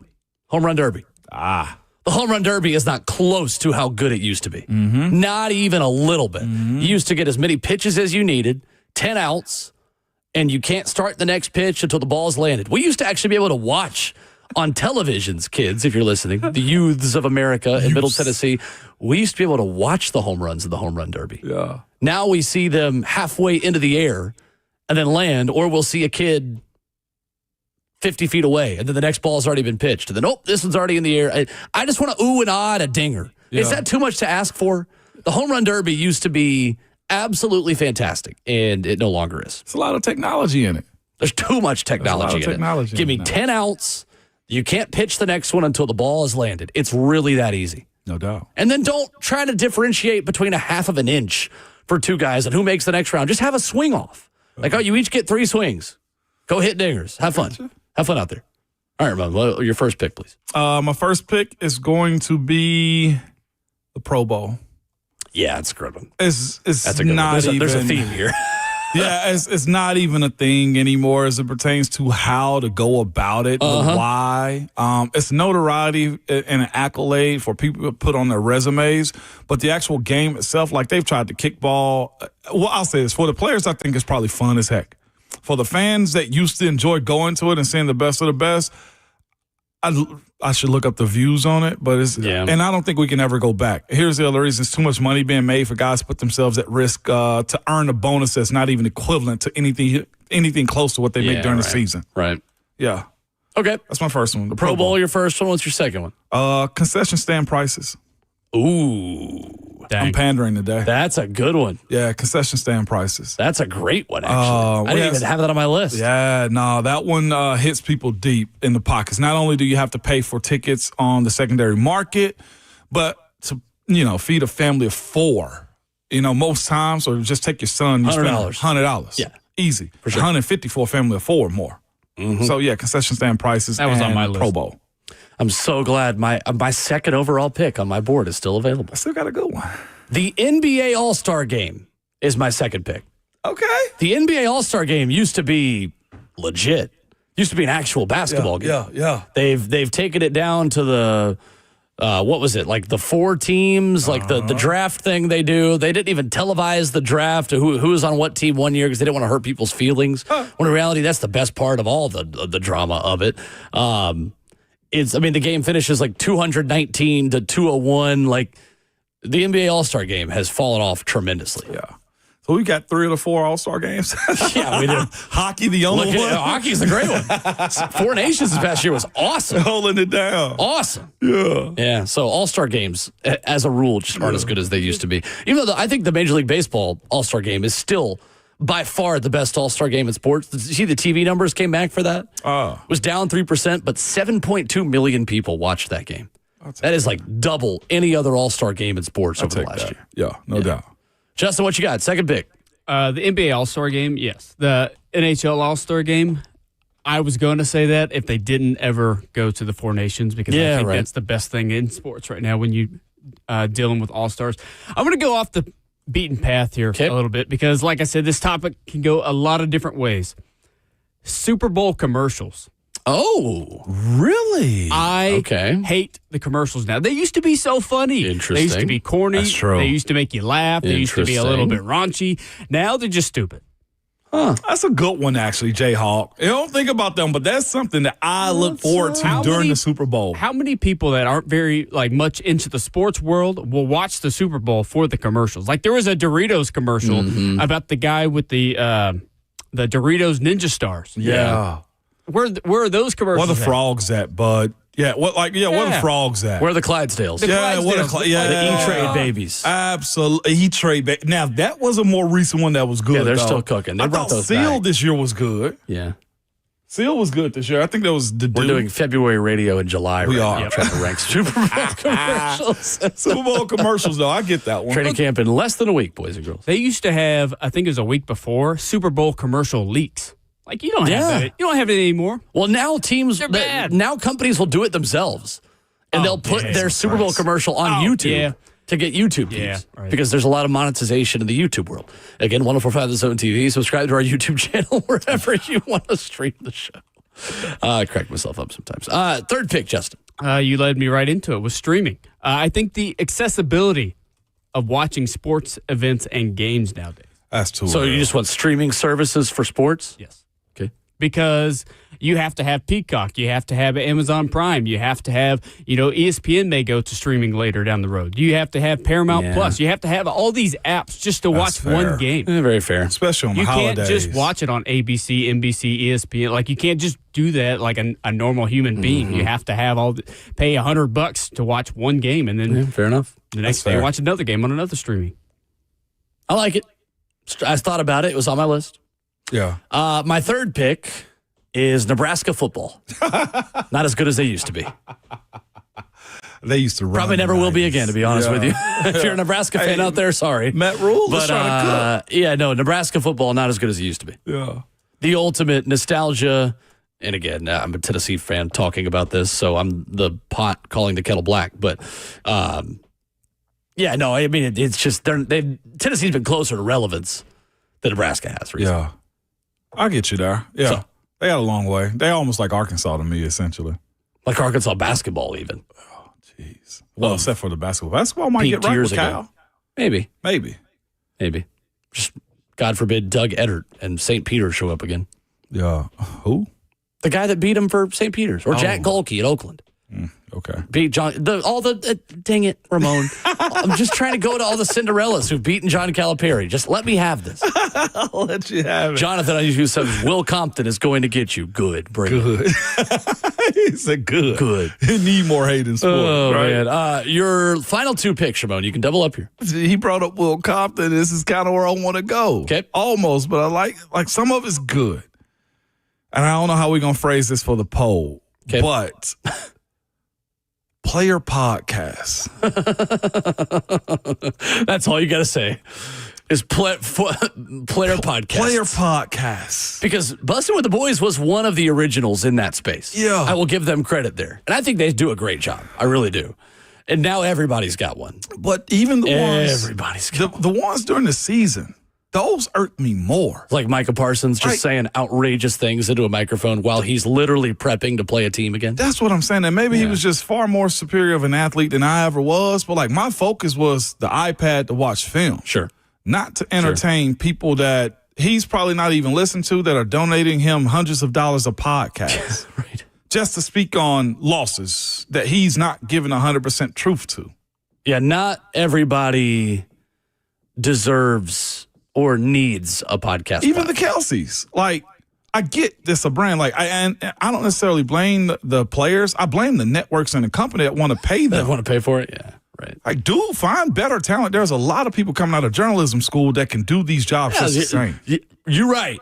Preach on I'm it. standing up for you, like, legitimately. Like, I don't. That's just me, though. And here I am as a retiree with one, too. So there it is. Here, subscribe to the Ramon Foster Show wherever you download podcasts. Had over 1,400 people live yesterday. Nice. I was tripping. Hey, you know what you're talking about. Yeah, you know You're not just... And it's not my job to do those things anymore. Right. Yeah. Like, this is the job. Anyway, Ramon Will on your favorite podcast channel, wherever you download podcasts. Your final pick. I'm pandering, I told you. Kip. Pay to play for sports. Kip. Travel sports. It's just, I enjoy control. it. I love it. But like $3,000 for soccer, bro, that's a ball and a shirt. It and limits some how shorts. good we can be at those sports as It a does. country when everyone is not given the ability to compete at a high It level. shrinks the pot way too much for $3,000 on top. That's just the fees for the team. We ain't even talking about the Verbos, Airbnbs. Sure. Okay. Yeah. I like it. My final pick is Indiana basketball. Not as good as it used to be. And now here comes Buck. Coming up next, the Buck Rising Show. I mean, he can't. What's right he there going with to you. say? What's he going to fight back with? I almost did New York Yankees, but Indiana basketball, they at least have a title way more recently. Yeah. Indiana basketball, the ultimate has-been in the round ball sport. That's one hell of a title right Mr. there. Babs or Buck is going to be pitchforks sharpened You best believe it. to come after me in a moment, but that's okay. You got to be Okay, aware. Buck had to wake up early to do Fox Sports this morning. He's not even awake right now. His energy's low. He's right there. He's beside us. He took a nap. Oh, lovely. No, I'm just kidding.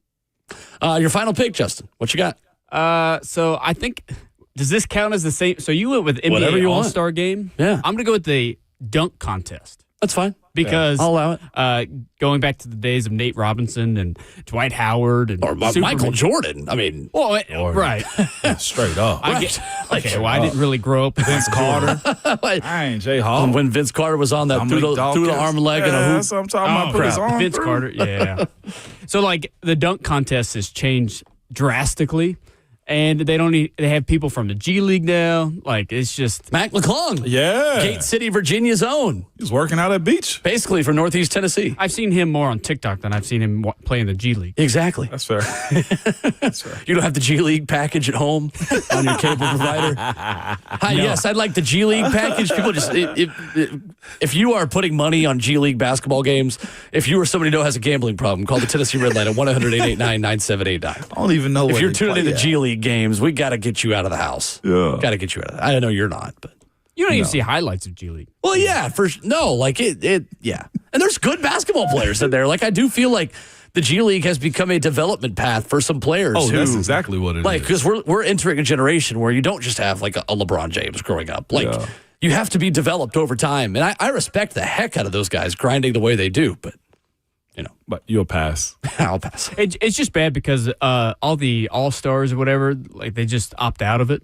Right. Where before they were the premier and I've got calls. But they always wanted to partake in it, and now you can't ever get them. The same thing can be said for the home run derby. That's true, too. Very similar. So Justin's team for things in sports that used to be not as good as they used to be.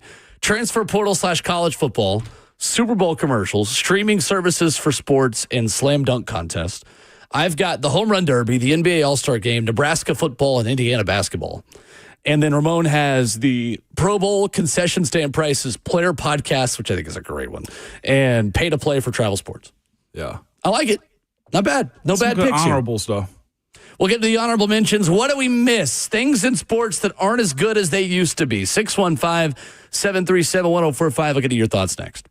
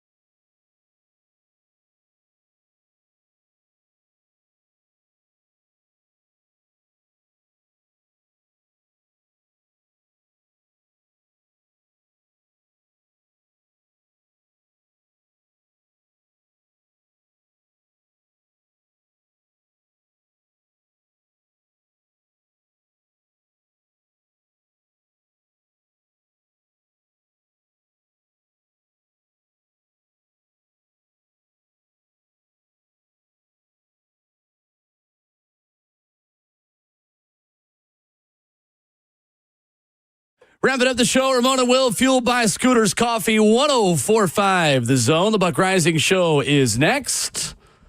We're drafting things in sports that aren't as good as they used to be. What did we miss? If you were tuned into it, 615-737-1045. Eric leads us off things in sports that peaked years ago. What's up, Eric? What up, Eric? Hey, guys, first of all, I want to say, Will, thank you for your take on Monell's the other day. I meant to tell you that. Yeah. I really appreciate that, and it's sad because there used to be 3 in Nashville, Yeah. and now there's only one. Just one, The right. one at the airport is closed, and I used to live near one, 100 Oaks Mall. So good. So, guys, mine is this. I'm 61 years old. So I remember the days of the NFL, especially during the 70s, when you had those great defenses like the Steelers Steel Curtain with Jack Ham, and Lambert, Mean Joe Green. I grew up, and they still probably love the Cowboys with Ed Too-Tall Jones, Randy White, and Harvey Martin. The fact that all the rules changes have now changed defenses so dramatically. The defense, you can't hit anymore or make those type of aggressive tackles. I'm not saying we literally have to kill somebody, but still, it's just like defense should still matter. I think it does, but it's not to the level it once did. And one of the final straws for me was the rule change when everybody was so upset at the Buffalo-Kansas City game, the fact that Buffalo didn't get the last possession. Oh, they should have no possession. I said, defense should still matter. You got to make a stop in 13 seconds. But part of it, too, is all the legislation and rules changes. It's just ridiculous. Right. But the defense doesn't matter as it once did. Guys, y'all take care and we'll talk again soon. Thank you, Solid. I like it. We could have done genuinely could have done NFL rules as a good pick. Anti-defense. Yeah. And replays. Oh, don't get that one going. I don't mind replays. They take too long and they don't do a good job. Get it right, though. I think for the don't know. playoffs, it's perfect. Yeah, I agree. That's fair enough. Darren up next. Things that sports aren't as good as they used to be. What's up, Darren? What's up, guys? My pick is Sports Center on the media side. Oh, I remember when I was a kid, yes. we would turn on Sports Center at night and fall asleep to it. It would be comedy, and it's just highlights after highlights after highlights. I'm talking like the Dan Patrick, Stuart Scott. You know, now it just seems more like a news program where I'm watching people analyze performances and give their opinions. Yep. You know, I just miss the way it used to be, man. They used to cover volleyball, baseball, basketball, football, everything, and it was hilarious. But it's just a little different now, and I don't like it as much. I Thanks, agree. guys. Thank you, Darren. Appreciate I the don't even know call. if I turn it on for the top 10 no more. Great pick. Yeah. Great pick. And there are a lot of talented people over there who are still doing the job. It's less about that. I think it's the changing of the guard of there's no more Stuart Scotts, may he rest in peace, and John Anderson types. The entertainment factor's done. It was highlights. Yeah. I switched. I remember it was a big deal in my house.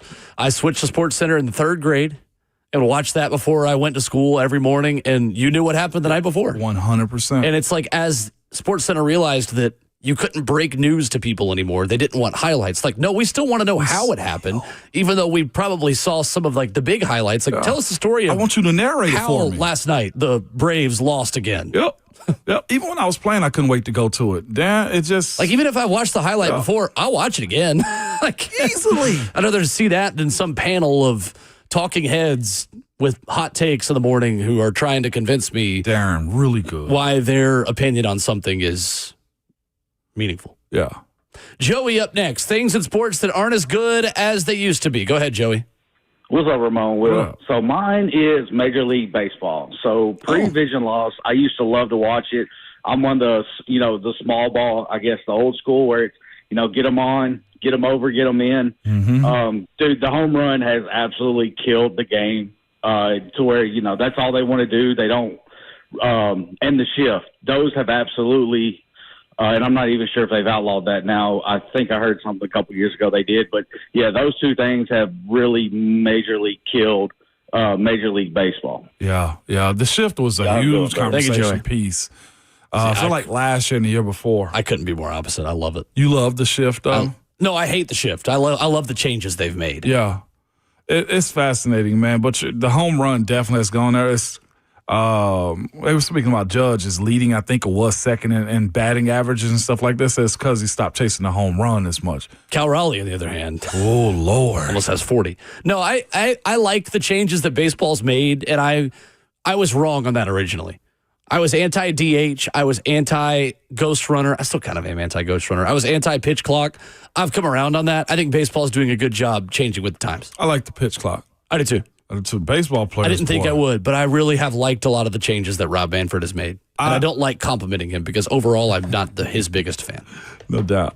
I got an honorable mention for you. Undrafted. Early signing day. I really don't like it. National Signing Day is a great pick. I really don't like it. Oh. Yeah. I didn't even think about that. That's a great one. And the other one for me is injuries. There's always a theme injury. Liz Frank, Achilles. Like every year in training camp, watch, we're going to have one this year. I hate, not that I hate it because it happens, but what's happening with the equipment then? That's so wrong now versus then. And it's like non-contact stuff that's continually happening. Fair. Anything else? That's it on my list. Joseph on Twitter, Joseph Bonanno, 3HL executive producer, says, no, quote, NBA logos or sports team logos is criminal. Modern logos suck, he says. I almost did that one. Yeah, that's good. We talked about it when we were old back school here. logos are usually better. Yeah. I mean, if you look at the Brooklyn Nets, it's just so boring and bland. Let's go to Joe up next. Things in sports not as good as they used to be. Go ahead, Joe. Man, guys, being a native Tennessean, I root for every team Tennessee. And from the 80s to the mid-90s, it was one team that we could always, as a state, know that was going to bring us a national championship or at least be one highly competitive. And that was the UT Lady Vols basketball. What do you guys think? Man. Joe, they're getting back there. They are, Joe. I think Tennessee Lady Vols basketball is a preseason top 10 team in the country this year at minimum. She cooked. At minimum. But yes, unfortunately, since Pat Summitt, it has gone downhill. That is going to change this season. I am confident that program is going to be at the very, very top under Kim Caldwell. I got to take very top on Kelly, respectfully, and I know she just got hired again. Yeah, Missouri. I think she was afraid to recruit girls that she thought was a better athlete than she was. Like, she couldn't coach. She recruited well. It just never all came together under Kelly Harper. She always recruited pretty well. Kim's recruiting on that another level right now. And that's what I'm saying. Like, Pat recruited on that level, too. Right, exactly. That's my point. Like, I listened to her talk one time, and she was speaking about, like, what the Meeks were allowed to do versus her. And it was just like, well, it seems to me that's the type of girl that you recruited respectfully. Titans have made a signing. Did they? At running back. A running back. Titans are adding a former Fresno State standout who was on the Saints the last 2 years, Jordan Mims. Looking for a fourth running back. The top three are set. Pollard, Spears, Mullings are set. Looking for a guy to compete with Julius Chestnut, clearly. Special teams guy. There you go. Trying to make it to those joint practices. Titans making another move this morning. There it is. Tomorrow, a big conversation with Ron Slade the day before he is inducted into the Tennessee Sports Hall of Fame. Looking forward to it. Brent Hubbs will be here at 7:20 as always on your Friday morning. You know it, good people. Your Twitter fingers and your mic is always out, baby. What are we doing?